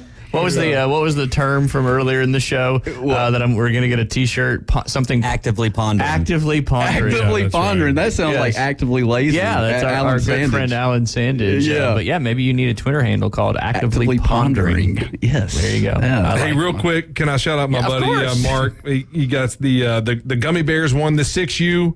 David, the Gummy Bears won the 6U championship. Oh, there you go. Amanda will be stoked That's about right. that. And then we have the second, third grade basket hounds. They have their first game, so wishing them luck coming up. Yes, absolutely. We got to always support. I know the Adam Mulinax and those guys and the Ball Hogs have been doing good, and we try to always give a shout out, of course, to Team Dynasty as well, who's got their second flag football game of the season coming up this Thursday against the Patriots. We won that first one handedly, 38-7. So it was a good one. We passed well. Yeah. Well, it's the first. We've been playing, Liam's going into third grade, but we're playing in a fourth and fifth grade league because he's always been the youngest, but we've been really passing a lot in a lot of running leagues. So now in this league, you can only rush 5 times a half. So it puts a premium on passing. Oh, wow. And also there's no run zones in various locations down the field. It's like real flag football. Oh, wow. So this past week, we got some good receivers. One of our guys one of our better players, Jace Crooks, wasn't there. He was at a top 100 youth tackle football showcase because the kids kid's a baller. So we got a big game coming up this Thursday, and I'm looking forward to it. Where are these? Out of the turf fields?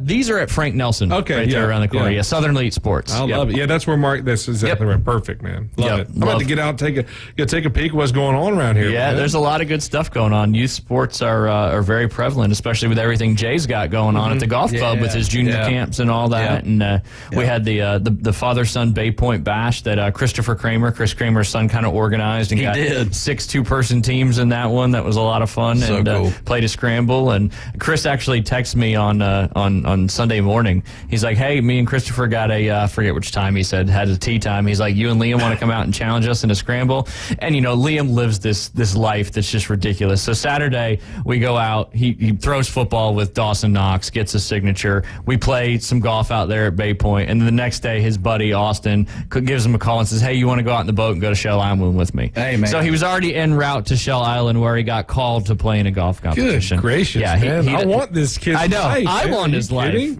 I want his life. I think it's a testament to our generation. You always want your kids to have a better life than yours. And, That's right. And yeah, Liam's got it. He's succeeding. He is. He's succeeding. Yeah. Hey, He's a good little athlete too. For sure. Tommy Portis and Corey Brookins, those guys, the Pelicans headed to Pigeon Forge. That's going to be a fun time. We went there with the Little League Cubs a few years ago. It's going to be a fun time. Yeah. Wishing them all the luck. Yeah, Corey Brookins, I know Beth sponsored the is that the Pelicans? Yeah, that's right. The Pelicans headed to the Pigeon Forge, man. Yep. Corey does a great job coaching teams, that's for sure. But how fun for him. That's great. Awesome time. Man. Summer ball. Yep. Doesn't get much better than that. I'm sure you can remember playing that, Jay. Oh, I do. It reminds me a little bit. I remember having a pitching coach because I pitched a little bit growing up, and I had a guy that pitched at Georgia Southern. I grew up around Savannah, so man. It was cool kind of growing up around the Savannah area, but. Anyways, I was pitching, as a kid, and I remember one of the things he told me was to talk about aiming. He had told me to kind of point my left elbow whenever I went to go throw, and that was kind of an aiming tool that I had. And I remember going through a stretch where I was pitching really good at a young age just by pointing my my left elbow at the target. And it's just those. Hopefully, I'm doing the same thing with the kids out at Bay Point. There's no doubt in my mind. I see the development that they have. Yeah, and it's just so cool that 30-something years later, I'm sitting here on a radio show talking about that point where that pitching coach gave me that one little thing that helped. So, anyways, that's a great. And that's golf instruction too, in a nutshell. It is. So many people get caught up in these technical things, where my hands are at the top, different things I'm doing, and you keep it simple. And the simpler you keep it, the brain can only understand so much information. So it's little things that have big impacts is what instruction in any sport really is all about. I'm going to turn the tables. Do we have time? Yeah. I'm going to turn the tables on YouTube for a second. I like it. I'm going to ask you guys a question. Yes. Because this is something I run into all the time with instruction for, let's say, youth, pitching, right? Yeah. There's a part of you that says, okay, we need to be in good positions, right? Right. But then there's a part of you that says, man, this is the position that he's naturally getting in. I don't want to, deviate from it too much, right? And so because you look around the big leagues, man, guys throw a lot of different ways. Oh, yeah. There's a lot of different ways to cook that egg. That's exactly right. The swings you talked about with Finau and Rahm, the really short, compact backswings. So I just didn't know. Is there a point where you're like, okay, that's a little unorthodox, but it still kind of works? That's a tough one. I'll take it first, and I'll let you run with it. Yeah. So in my opinion, as long as you're from here to here, from 9 to 3, and getting back to that ball, whatever happens up here, if you get back into that position at impact where you're generating that speed through impact and squaring the club face and it's going down your target line, the rest really doesn't matter. Now, however, if there's a lot of issues up here that are causing that to be awry, then you got to work with it. But yeah, there's a lot of people. That's like John Rahm's a perfect example. He does a lot different than a lot of other people do. But when he gets back to that golf ball, that club face is square. He's got lots of power. It's going straight down his target line. So he knows how to control ball flight because of that. But yeah, you're not going to go out there and teach. He's when he comes through, he's got a lot going on with his back and all that stuff. But yeah, that's my thoughts on it anyway. Well, and I've got to sit back and kind of think, Jay, this has been a part of your life since 1985. And, you know, like I had a kid yesterday. This is his You were talking to Jay yourself. Yeah, that was a third person deal. Yes, which is confusing because Jay's in studio. That's so funny. I did that. I rarely do it. I knew you were thinking, I got you. Yeah, I got you. But I've been doing it for so long that that's good stuff. I was like, oh, that wasn't to me. Yeah. 1985. Yeah, it's a long time ago. But, you know, I have a kid in front of me who's just beginning the game. And I've got to step back sometimes and be like, look, like he does not know what I know, you know, just through all the, and this is what I do constantly. And so I have to catch myself sometimes and kind of put it in some layman's terms and stuff like that. And, you know, the analogy of you can't make a dog meow, you know, and you can't make a cat bark. I mean, you know, there's sometimes where you've got to let them be. And we talked about performance anxiety this past week. And if you give, you know, like a non-athlete person some things to think about, man, they're going to have writer's block and they're going to have that performance anxiety and they're not going to be able to pull the club back. I mean, so that's where the encouragement comes in. I think we talk a lot about encouragement as a coach, and I think that's lacking. You know, like, I mean, I remember my high school baseball coach. One of the reasons I play golf now is because he played baseball at FSU, believe it or not, and it was just more of a job, and it became more of a. And he got me away from baseball. It was there was not a lot of encouraging going on, and there was a lot, like, I think a lot of demeaning. I mean, I think it just takes a lot of encouragement from a coach standpoint. And each person's different too. That's what I mean, in any sport, baseball, football, hockey, golf, basketball, but golf specifically, you've got to, every person's different height, different weight, their hand-eye coordination. Obviously, you talk about athletes versus non-athletes. I mean, golf is very awkward. It's not easy to do. I mean, throwing a ball, and I don't mean this putting it down or anything, but throwing a ball is something we instinctively should know how to do. Obviously, at a high level, it's a whole different ball game. But there's nothing natural for the most part. Now, there's some people that are natural in golf, but there's nothing natural about keeping your body 2 feet on the ground, turning around your axis, and trying to hit something that's not moving. Right. So you've got to deal with each person individually, not only on how their brain works, visual, analytical, whatever it may be. You have to look at their physical attributes as well. And if you work with, you know, people that have had shoulder surgery and all that, so there's just a lot of factors that go into that. But and a lot of it goes, and Ryan, you do a good job with it too, and Jay, you probably, you know, I just remember even at 2-3 years old, Dad throwing baseball, football. Like, I mean, that was just, I was like, my brain's dead because, like, I threw ball all the time. You know what I'm saying? And I think that's such anytime you can just throw baseball in the backyard or something, it's so, you got to. I mean, you're patterning those motor skills to be able to muscle do memory. That's exactly right. And you know what's really funny? You know, I don't know if we have any time, but I was talking to a buddy when he was an avid golfer, but another fellow bullpen pitcher. I was like halfway teasing. I'm like, man, I don't know, you know, the thing's standing still, man. You know, like seriously, you know. But he's like, no, he like got real serious. He's like, but that's why it's so hard. No, he's like, you know, baseball. You know, yes, the ball's coming round bat, round ball. But you just kind of swing and you can hit a foul ball or you can hit it over there. He's like, golf, I mean, it's so precise. Like you have, you know, he's like, it's the hardest sport. You know, he loved golf way more than baseball. But but anyways, it kind of dawned on me. I was like, you're right, man. You know, it's standing still, but you have to be really precise at contact. You don't get foul balls. That's right. That's exactly right. Well, I hit them all the time. It just makes that double par come quicker. That's exactly right. That's right. But, that's why we're playing scrambles. But maybe we'll talk about the College World Series here in this next segment and you know, break that down just a little bit. But I love golf, man. Yeah, golf's it's just such a good sport. It's frustrating but fun. It is rewarding, I guess is the word I should say. Yes. Because you hit that one shot that brings you back. That's what everybody always says. Yeah, you hit that one shot and you have 18, not 18, you get a lot of opportunities based on how many shots you're taking, but you have an opportunity every time you address that ball to make something special happen, which is pretty cool. So you are listening to the Inside Drive live here on ESPN Northwest Florida. We'll be right back.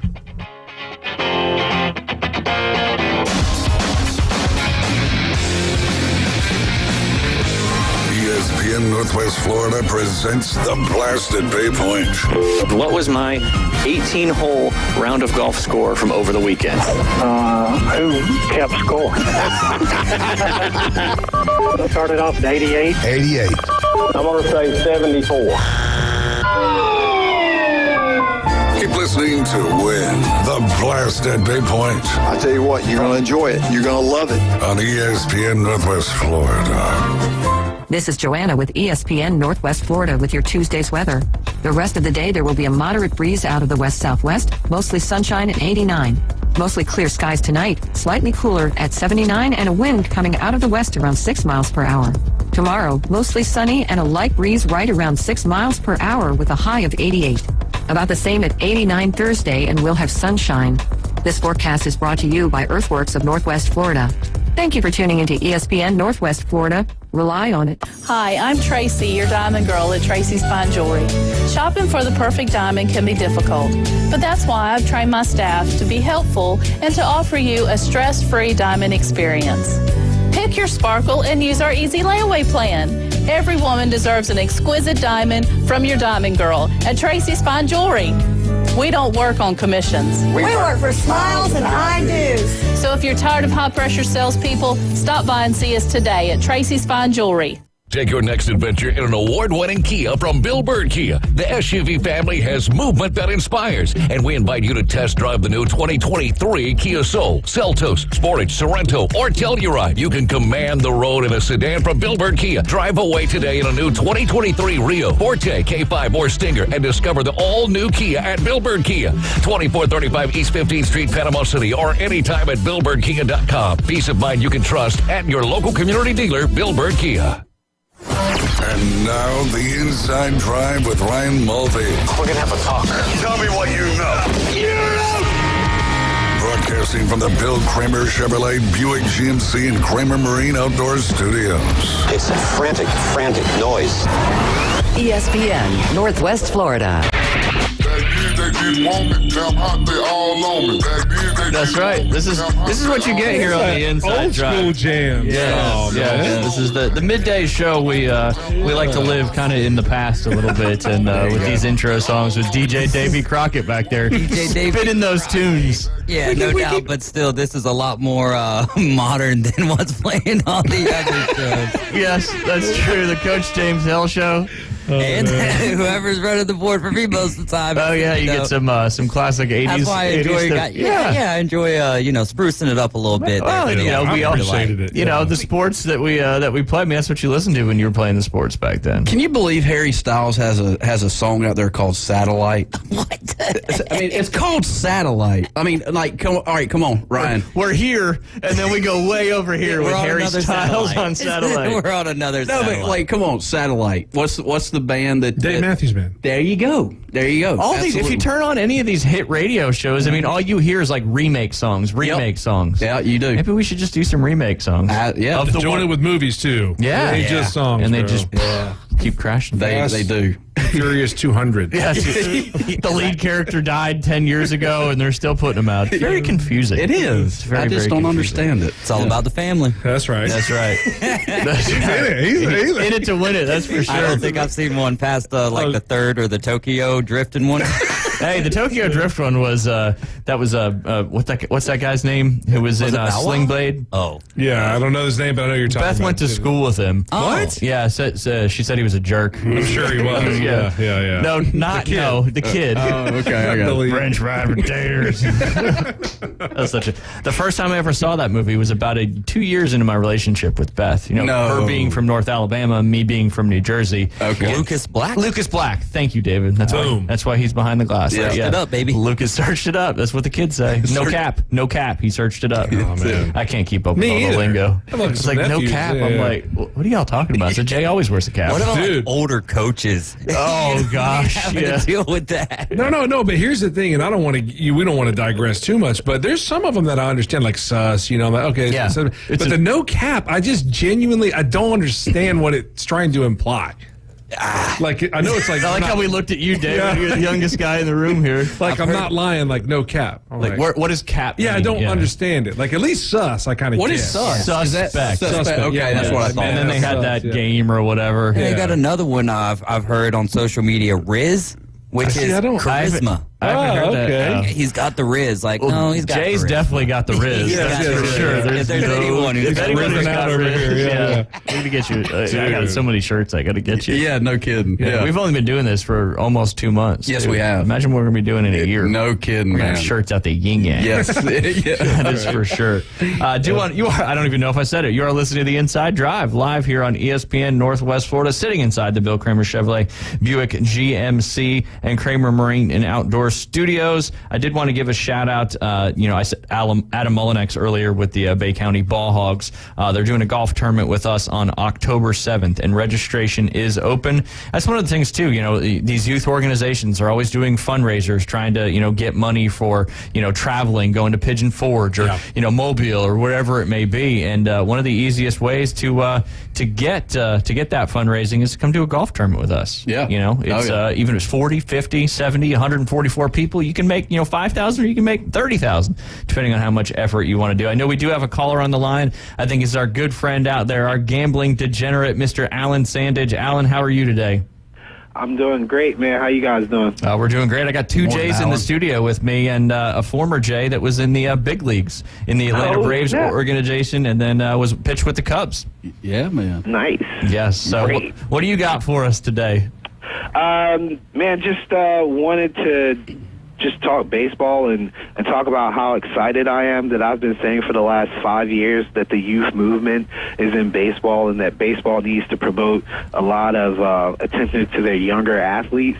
And then Deli Cruz comes in, and we've got Julio Rodriguez, Acuna, all these young stars. And I saw that fan attendance and viewership was up like 8% this year, which is, to me, big news, considering the rule changes and things like that. It looks like people are finally getting back to the ballparks. Yeah, I mean, I can take a testament. As I mentioned, we went to our first couple Braves games with the kids a couple weekends ago. I mean, and it was packed out. I mean, obviously they're doing great, leading the league, but at the same time, it's just, I think you're right on that one. It's kind of that, and it's the same thing with football a little bit. You've got that whole wave of quarterbacks, Brady, Breeze, Rivers, all those guys that have come and gone. Now you got this new wave that's going to be with us here for a while. So I think seeing it on baseball too is it's exciting for the sport. And I think they got the revive that they needed.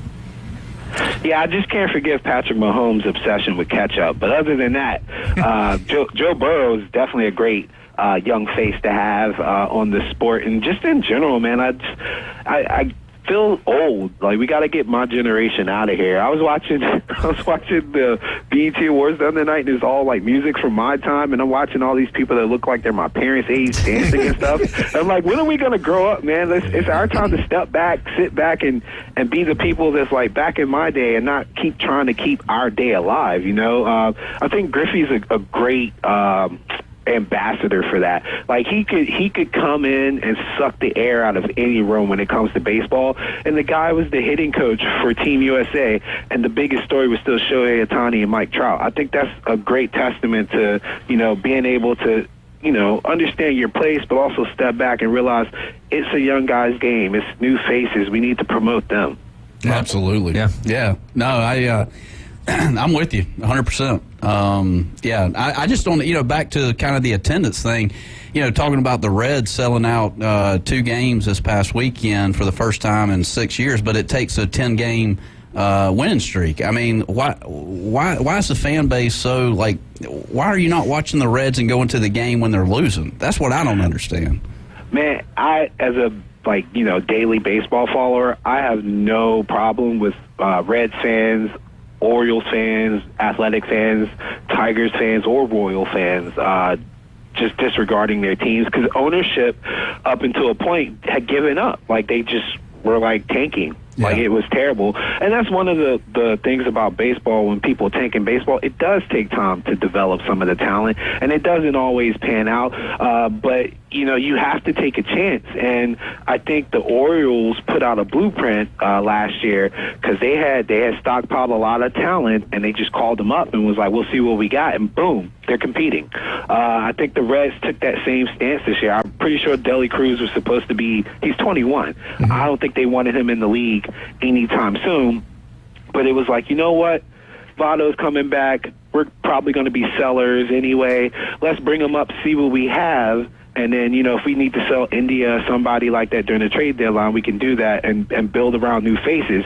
And they literally caught lightning in a bottle with this guy, and now they're riding the wave. So fans, I don't think they're as fickle as people want to think in baseball. It's a long haul, man. White Sox fans are going through it right now, man. Like, when your ownership doesn't care about the product on the field, it's a tough ask.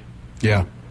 Yeah, and then like you said, you had this is the other Jay here, but BLJ, better looking Jay. Yeah, that's right. It was interesting, because a lot of the changes that had been made had a lot of baseball purists. We had this discussion sometimes too. They were kind of up in arms, the pitch clocks and all these other things. But like I said, now that I'm a consumer, right, and I'm not the product, I love some of the changes that they've made. Man, it's action, and getting people involved, and you can't look away from the TV. Like I said, I think you saw that side by side where they had a guy throw one pitch. Yeah, in the time it took for a guy to throw, to play half an inning. Yep.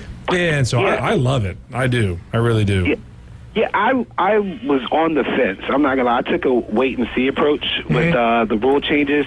I don't really consider myself a true baseball purist. I just gravitate more to the offensive side than the defensive side. So I always thought pitchers took too long, and I blamed the Red Sox and Yankees because that's the game they always put on TV, and that's the game that takes 6 hours because they're out there being like petty. Yeah. But I was really excited about the aspect of pitch, like, throwing over to first base and stuff, the pickoff move, because base stealing and playing small ball is really what we got away from in baseball, and that's really when the action died. I thought the best year of the 2000s for baseball was when the Royals were one of the top teams, when they had Lorenzo Cain and those guys. They played a similar aggressive style of baseball. They were doing squeeze plays and sacrifice bunts and stuff like that nobody did, and they were not as talented as the bigger teams, but they didn't have the money to go out and get superstars. So they were like, look, you're fast. You can run bases well. I'm just going to bunt you over and we'll see what we have. And that put pressure on people. It kind of made people switch up how they played. And I give them full credit for ushering in that discussion to make baseball more exciting because it's so long ball driven. Joey Gallo is an example I give all the time of guys who just want a launch angle. But it's like we're getting back to the basics, and it's great. Well, and you can have that combination of long ball and good baseball, and that makes a winning entertainment, kind of thing. And it goes back to, society as a whole. It's, what have you done for me lately? What are you doing to entertain me? And I think some of these sports are realizing what they're competing against as far as getting attendance, getting viewership, and all that stuff. I mean, look at golf, PGA Tour and LIV. I don't think we'd be doing this whole big merger and all that had we've not come to this society of, people are sitting down and watching, golf for 7 hours on TV unless it's the Masters. Yeah. I did. Oh, sorry, go ahead, bud. I was just going to say golf's issue is they don't let these guys be themselves. Like, think about if you gave Ricky Fowler a social media platform. I knew Max Homa for his Twitter account before he was actually a good golfer because he was a great follow. He was interactive with the fans, man. Like, he would put up those swing analysis videos and stuff. It was like comedy, pure comedy. It was great. But like they just don't let those guys be themselves. They want everybody to be the block on the wood or the wooden wall that Tiger Woods was when he was in his prime. Like, the guy had no personality. He was just a great golfer. But in today's age, with social media and this fast-paced society that we need, people want to relate. So they need to see you live like a normal life or be interactive. And I see Charles Howell III. I don't know if you've the Tin Man. Yeah, I know the Tin Man. Do you? He's from Augusta. Okay, when I worked up there, he was always over. Starting to see his social media kind of ramp up a little bit. Rocco Mediate, you see his. These are just kind of Instagram algorithms that I'm getting. Currently as I watch golf swings like a weirdo, but that's kind of what you do for a living. Yeah. But you're fine. Yeah, but I don't know if these guys are getting versed as far as like, hey, look, this is what you need to do to kind of help yourself out. Some of these older guys, I think they're trying to dabble into the social media, but I totally agree with you, Alan. I think you got to be relatable. You totally have to be relatable, and Max Homa did a great job of it for sure. Yeah. I was going to say, I hate to use this as an example because of his history, but OJ has no idea how the internet works, and he's killing it. No pun intended. Like his fantasy football takes and stuff like that during like NFL season are like there can't miss tweets. Yeah. OJ was down here at Ombre in Bay Point back in the day after all that went down, and there's that 30 for 30 or whatever that was, the OJ Simpson trials. There's pictures of him in the video just outside the Bay Point car park. Oh, yeah. Not that we need to talk about OJ. That was a J tangent if I've ever heard one. Sorry. Sure. No, you're good. You're good. Hey, we got Jay Chapman in studio with us. You got any questions for him while you're on the line? Yeah, Jay. From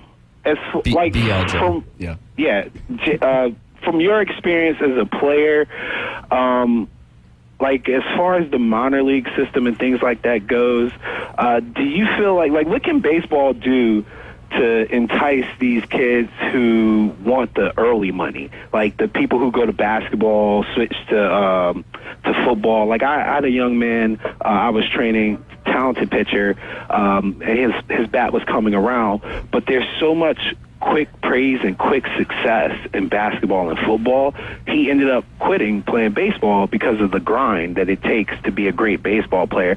Like, how does the game encourage people to keep going despite the adversity?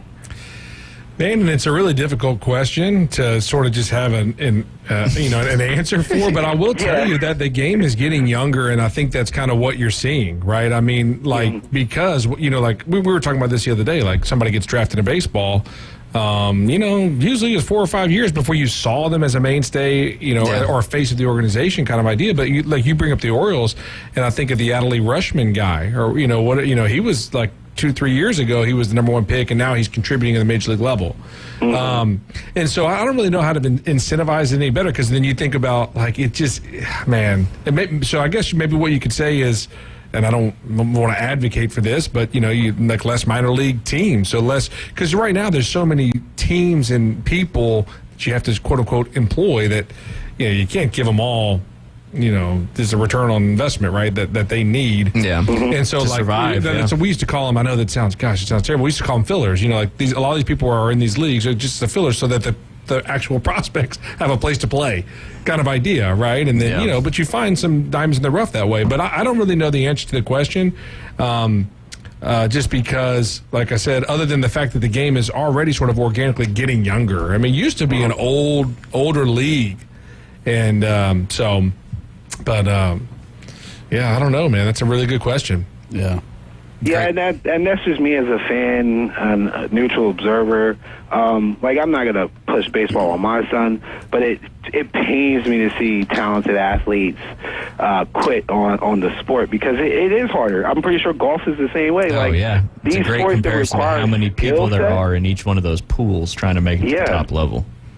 I don't want to say, the thing that really stinks about it is in the same way in golf as well, I'm sure, is that, the thing that's preventing these younger guys, not that it's not in the NBA as well and some of this other stuff, but is the other guy. I mean, baseball is a little bit more nuanced insofar as, athletics in basketball or football, there's a lot of your just raw athletic ability can translate. But baseball, on the mound and at the dish, it's a little more nuanced in that guys cannot be have fantastic stuff, but just understand swing paths and counts and situations so well that they can sort of exploit holes and so it's like I said, your raw athleticism, it does translate. Obviously it's dynamic to watch, like this Ellie De La Cruz guy, but at the same time, look what sort of happened when their sophomore season comes around, and you've seen some of these guys have really terrible sophomore seasons, and it's the tape is out. Yeah. And now there's sort of these older, veteran, crafty guys are sort of... They can figure them out. Right. Yeah. And so that's kind of where it's just tough to make it as a young guy. Just speaking from experience, once the book was out on you and kind of your patterns, and it was really tough to get guys out once they knew what was coming. Yeah. And expectations become real in year 2. I mean, kind of Brock Purdy or, whatever. Yeah, that's a great topic. Because, hey, Alan, we got to jump off. We got to do our contest. We got to try to give away a couple rounds of golf if somebody can guess my weekend score at Bay Point. When we come back... My bad, David.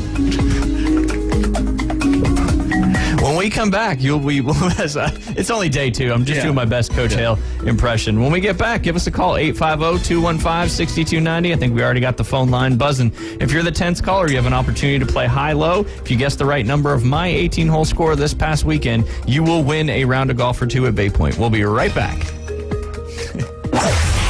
ESPN Northwest Florida presents The Blast at Bay Point. Listen to Win Your Tee Time at the legendary Bay Point Golf Club in beautiful Panama City Beach. You ready to play some high-low? I'm going to try. Listen weekdays at 8:40, 12:40, and 5:40 to play high-low for a chance to win 18 holes at Bay Point Golf Club. I tell you what, you're going to enjoy it. You're going to love it. Listen to Win the Blast at Bay Point from ESPN Northwest Florida. At Bay Breeze Bait and Tackle, you can find all the necessary items for an unforgettable fishing experience. From pin rods and reels to the best hand-tied rigs in Florida, we have it all. With the help of our friendly and knowledgeable staff, you can be sure that you have the right gear to make that big catch. Come experience a great local bait and tackle shop located directly off 98 on the west end of Panama City Beach, located just 5 miles west of Pier Park. The road is yours this summer in a new Kia from Bill Bird Kia. Stop by and check out the Bill Bird Kia SUV family that is built for all-in adventures and endless possibilities. Whether you're traveling on the highways or off-road, you'll do it with grace and grit. Now offering 3.25% APR up to 48 months on the purchase of a new 2023 Kia Sorento. You'll get the perfect balance of comfort and safety and technology. Bill Bird Kia is the home of the 20-year, 200,000-mile warranty. Stop by and see us today at 2435 East 15th Street or anytime at BillBirdKiaPanamaCity.com. We'll treat you like family and give you the peace of mind that you can trust. Offer from Kia Finance for the purchase of a new 2023 Kia Sorento with $22.22 per month per 1,000 finance at 48 months. Quantities limited. No down payment required. Cannot be combined with other finance offers. The 20-year, 200,000-mile warranty is a Bill Bird Kia warranty. See dealer for complete details. Offer for well-qualified buyers. Must take delivery from dealer stock through 7/5/23. Do you suffer from political talk radio fatigue? We know that under the 99% rate, Then tune into the most fun and exciting new radio show on the Gulf Coast. It's The Inside Drive with Ryan Mulvey. From the Bill Kramer Chevrolet Buick GMC and Kramer Marine Outdoor Studios on ESPN Northwest Florida. And welcome back. You're listening to the Inside Drive live here on ESPN Northwest Florida, sitting inside the Bill Kramer Chevrolet Buick GMC and Kramer Marine Outdoor Studios. I believe we do have a contest participant on the line. Are you out there? I am. My name's Drew. Hey, Drew. How are you doing today? Good, thanks. All right. So if you've been listening, hopefully we'll see what your guest looks like here for my 18-hole round of golf score this past weekend out there at Bay Point Golf Club. What do you got, Drew? All right. I'm going to guess 72. David, what do we got? That is correct. There you go, Drew. Congratulations. Way to go, Drew. You've obviously been listening to some of the other shows and seeing what was high and low, and you've won yourself a round of golf for 2 players at the beautiful Bay Point Golf Club out here in Panama City Beach, Florida. Do you know where the studio is located? I do. Thanks. Okay, perfect. David will get all your information, all that stuff. Real quick while we got you on the line, who's your favorite college team out there? Michigan Wolverines. There you go. So you probably know Michigan Eddie. He's I don't know him, but I know. You've heard of him, yes. I haven't heard from Michigan Eddie in a very, very long time. But what do you think this year? Going back to the playoffs? It'd be a disappointment if we don't. That's right. And one of the top defenses in college football out there this year. So looking forward to getting started here on college football. Obviously, obviously you're a golfer? Yes, sir. Have you played out with us at Bay Point before? I have. I just moved here from Michigan, and I've played awesome. at Bay Point only. Oh, there nice. you go. Yeah. Not that there's a ton of opportunities to play elsewhere, but we appreciate you supporting Bay Point out there, and we'll definitely get you that round of 2 for 2 players. And congratulations on winning high-low. And that even par round of 72 was, we had some crazy guesses. I know we had a guest this morning on the Coach James Hale Show of 52, maybe in a 4-person scramble with some mulligans and all that good stuff. But, little even par action there. And we appreciate you listening and calling in. Any anything else you got for us this morning before we let you go? Or this afternoon, sorry, afternoon delight. No, that's it. Thanks. Awesome. Thanks, Drew, for listening and playing. And David will be on the line with you. And obviously, you know where to come, but he'll get you that round of 2 certificate that you can use for you and a friend. Appreciate you playing, Drew. And next week, we'll be able to start our next high-low contest. We'll be doing it for 5 more weeks. That'll be starting on Monday on the Coach James Hale Show. So we'll be done playing high-low here for the rest of the week. But you can tune in on Monday at 8:40 on the Coach James Hale Show, and we'll find out what the number is going to be, what it'll represent, and then you can play high-low. And pretty cool. Only took 2 days, Jay Henley. Yes. What do you think about that? That is awesome, man. We've got some good listeners out there. That's for sure. That's right. I know we only got about 12-ish minutes left. Awesome having Jay Chapman in the studio with us this afternoon. We're definitely going to have to do it again. I feel like we could continue this conversation going for a long time. Any other questions you got for him, Jay, while we're sitting here? It was awesome having him in the studio, just talking a lot of baseball. And it's kind of your 2 things, baseball and golf. Yeah, and NASCAR. And NASCAR. Yeah, that's right. You gave us the big NASCAR update yesterday as well. BLJ's over here kind of shaking his head like, I don't know. I know that's a super high-level deal for the people that do it. No, seriously, because, anything at the highest level has got to be. But I just don't know the crossover there. With baseball and golf, there's a ton of crossover that we could talk about, and a lot of stuff that I really enjoy talking about that, it kind of peels the curtain back on some of the, not that I'm high level or anything, but just kind of what some of the thinking that goes into it, and the depth that people get. As opposed to like a lot of people just think that you're up there throwing a ball. Yeah. And it's just way different than that. Yeah. And there's a lot of crossover between baseball and golf, and I love talking about that stuff, Do you have a second for it? Oh, yeah. I had a friend of mine who was like, I had a video when I was, was pitching against the Pirates, and it was, a pretty close game or whatever it was. And he was like, hey, man, I just want you to kind of walk me through what you were thinking. It was a replay. And so I was like, kind of going over counts and, this is what I was thinking, and this is kind of why I'm throwing this pitch. And he like literally looks over and he's like, oh, hold on. He's like, every single time you throw, you're not just like trying to throw a strike. And I'm like, no. This is not how this works. Yeah, that's right. But it just kind of gives you a bird's eye on like, this kind of what, probably most people think like, oh man, or, this is really funny. I hope my dad's still probably listening, but he was, you guys can do the College World Series tomorrow, but a guy hit the third or fourth hitter for Florida yesterday, hit a 2-run homer early. And my dad was like, man, I would never throw that pitch. And I'm like, yeah, he didn't mean to throw a hanging breaking ball. Yeah. It's not like we're playing slow pitch softball out at Frank Brown just trying to, That's like me saying, like, he pulls a driver and you're like, I would never do that if I, like, dude, that's really hard to make the right pitch at the right time. Yeah. And same thing with the swing. So many factors that go into it. And, I love you, Dad. That was just. I joke about my dad. My dad, he played baseball. He went to UC Santa Barbara. He was actually in so long ago. He's an older guy, and he still looks young. We joke about that all the time. But he made it to the Brooklyn Dodgers organization. Yeah. That's back in the day, and he ended up going into the Navy and all that stuff. But so he was baseball, football, and he's really big in volleyball. And I played ice hockey growing up, and played varsity ice hockey. And like I'd go out there and play, and he'd be like, "Why did you do that? Why?" I didn't mean to do that. Dude. I'm not trying to miss the net or trying not to get clobbered out there at the blue line. But it's there's so much that goes into it. In his brain, that slider that he gave for a 2-run homer was like going to start as a strike and as a ball. Yeah. That's what it was going to do. And but it didn't go that way. Because we're humans. That's it. Just like every little butter cut I try to hit. Yeah. Sometimes slices off. Yeah. Sometimes it's perfect and just fades just a little bit. And, it's the human aspect. It was cool to have him in because, just to talk to a closer in baseball because, that has got to be like one of the most horrific feelings to be, like your whole team is just watching you and you're trying to close the game.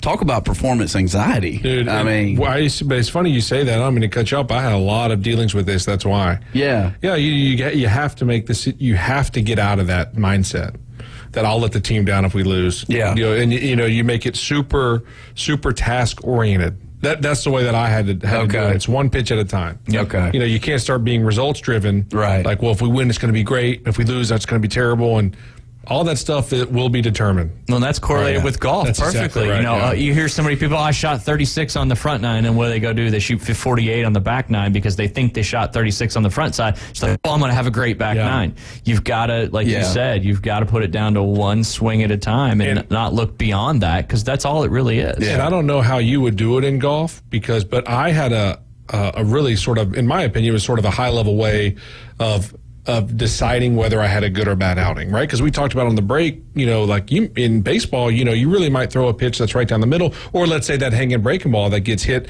for a 2-run homer. Well, somebody might pop that up, and you got an out, and you go, oh man, that was a good, good, he got an out. But if you really truly assess what happened, it was not a good pitch. And so I didn't care what happened. Right, I didn't care what happened with the scores and the hits and the wall.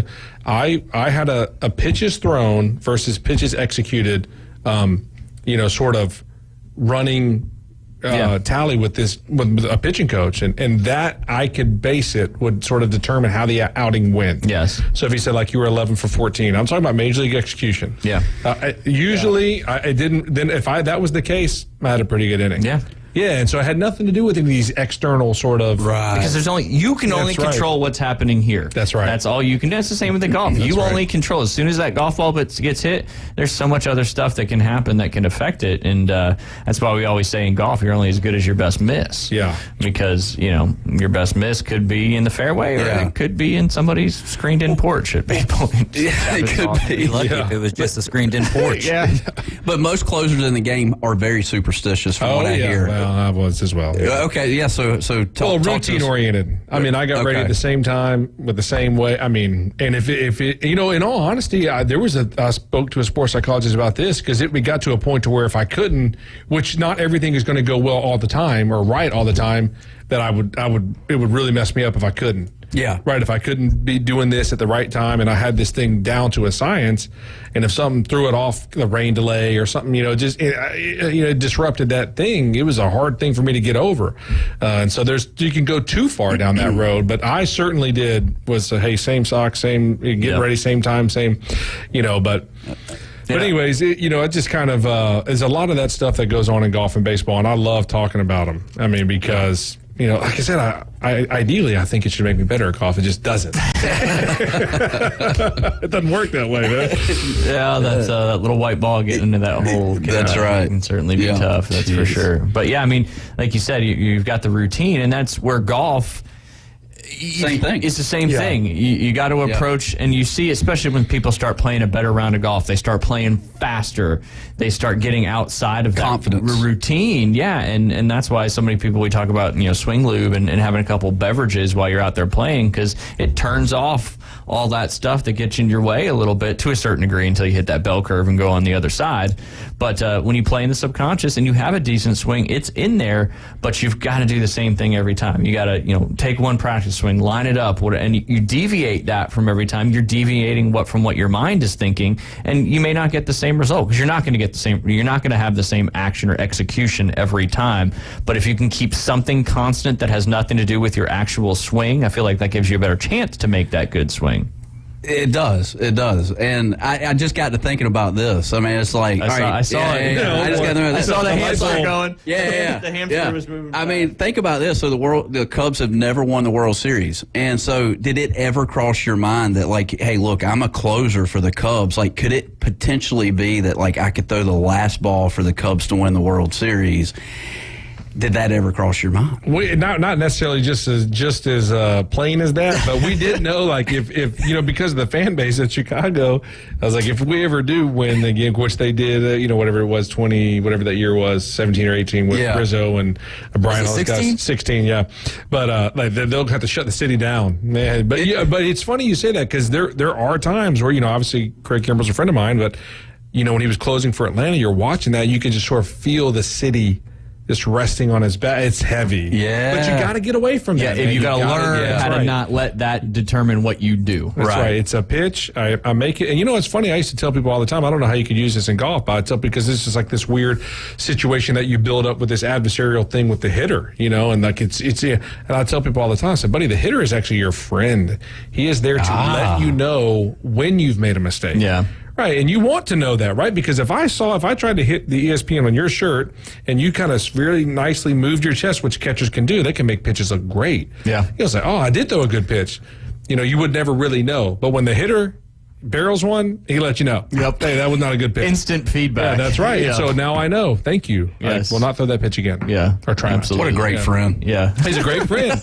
But hitters are your friend. No, but it takes you out of the mindset. Yeah. People build it up to be more than it is. It just to get away from that statement right there. We build stuff up way bigger. Just in life in general. That's true. Everybody wakes up in the morning. We talk about it all the time. Yeah. You can wake up being positive, or you can wake up being negative. And everybody's got stuff to do all day long. But just don't ever let it get bigger than it. It's task orientated. Right. Yeah. I love that phrase, task orientated, because if you execute the task, the result could be the way you want it to be. Yeah. It takes care of itself. Yeah. Yeah. It's good stuff. That is good stuff. Good yeah. stuff, Jay. Takeaways. Bring it to. What are your takeaways from today? Takeaways. Wow. You put me right there on the spot. We only got about a minute left. I mean, good. Yeah. No, that You can digest it a little bit. You can actively ponder that over the evening and then get back to us tomorrow. No, it was cool, like I said, to be in studio with Jay Chapman and talking how to close a game down, on the mound in front of 40,000 plus people. Yeah, and if you need some help, Jay's an expert in wealth management, so he can help you manage your finances, and you can help him with his golf I'm glad game. we finally got that in Absolutely. towards the very end. That's perfect. That's perfect. That's it. Yes. No, life beyond baseball, he's helping people out still. There you go. It's something I'm really passionate about, because when I came out of baseball, there was sort of no plan for like people exiting. Yeah. Right. And so like with your, I didn't know what to do with any of this stuff. So it's, over my time now, I'm helping people do these things. So got it. Hey, Jay, appreciate you in studio, thanks, Jay, Ryan. as always. And we'll definitely have to do this again. Don't forget the afternoon underdogs are coming up this afternoon from 4 to 6 p.m. with DJ Davey Crockett leading that show this afternoon. We are the Inside Drive. Congratulations to Drew winning the first twosome for the Blast at Bay Point. We'll see y'all tomorrow.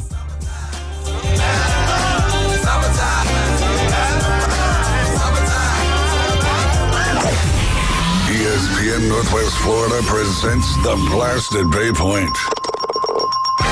Listen to Win Your Tee Time at the legendary Bay Point Golf Club in beautiful Panama City Beach. You ready to play some high-low? I'm going to try. Listen weekdays at 8:40.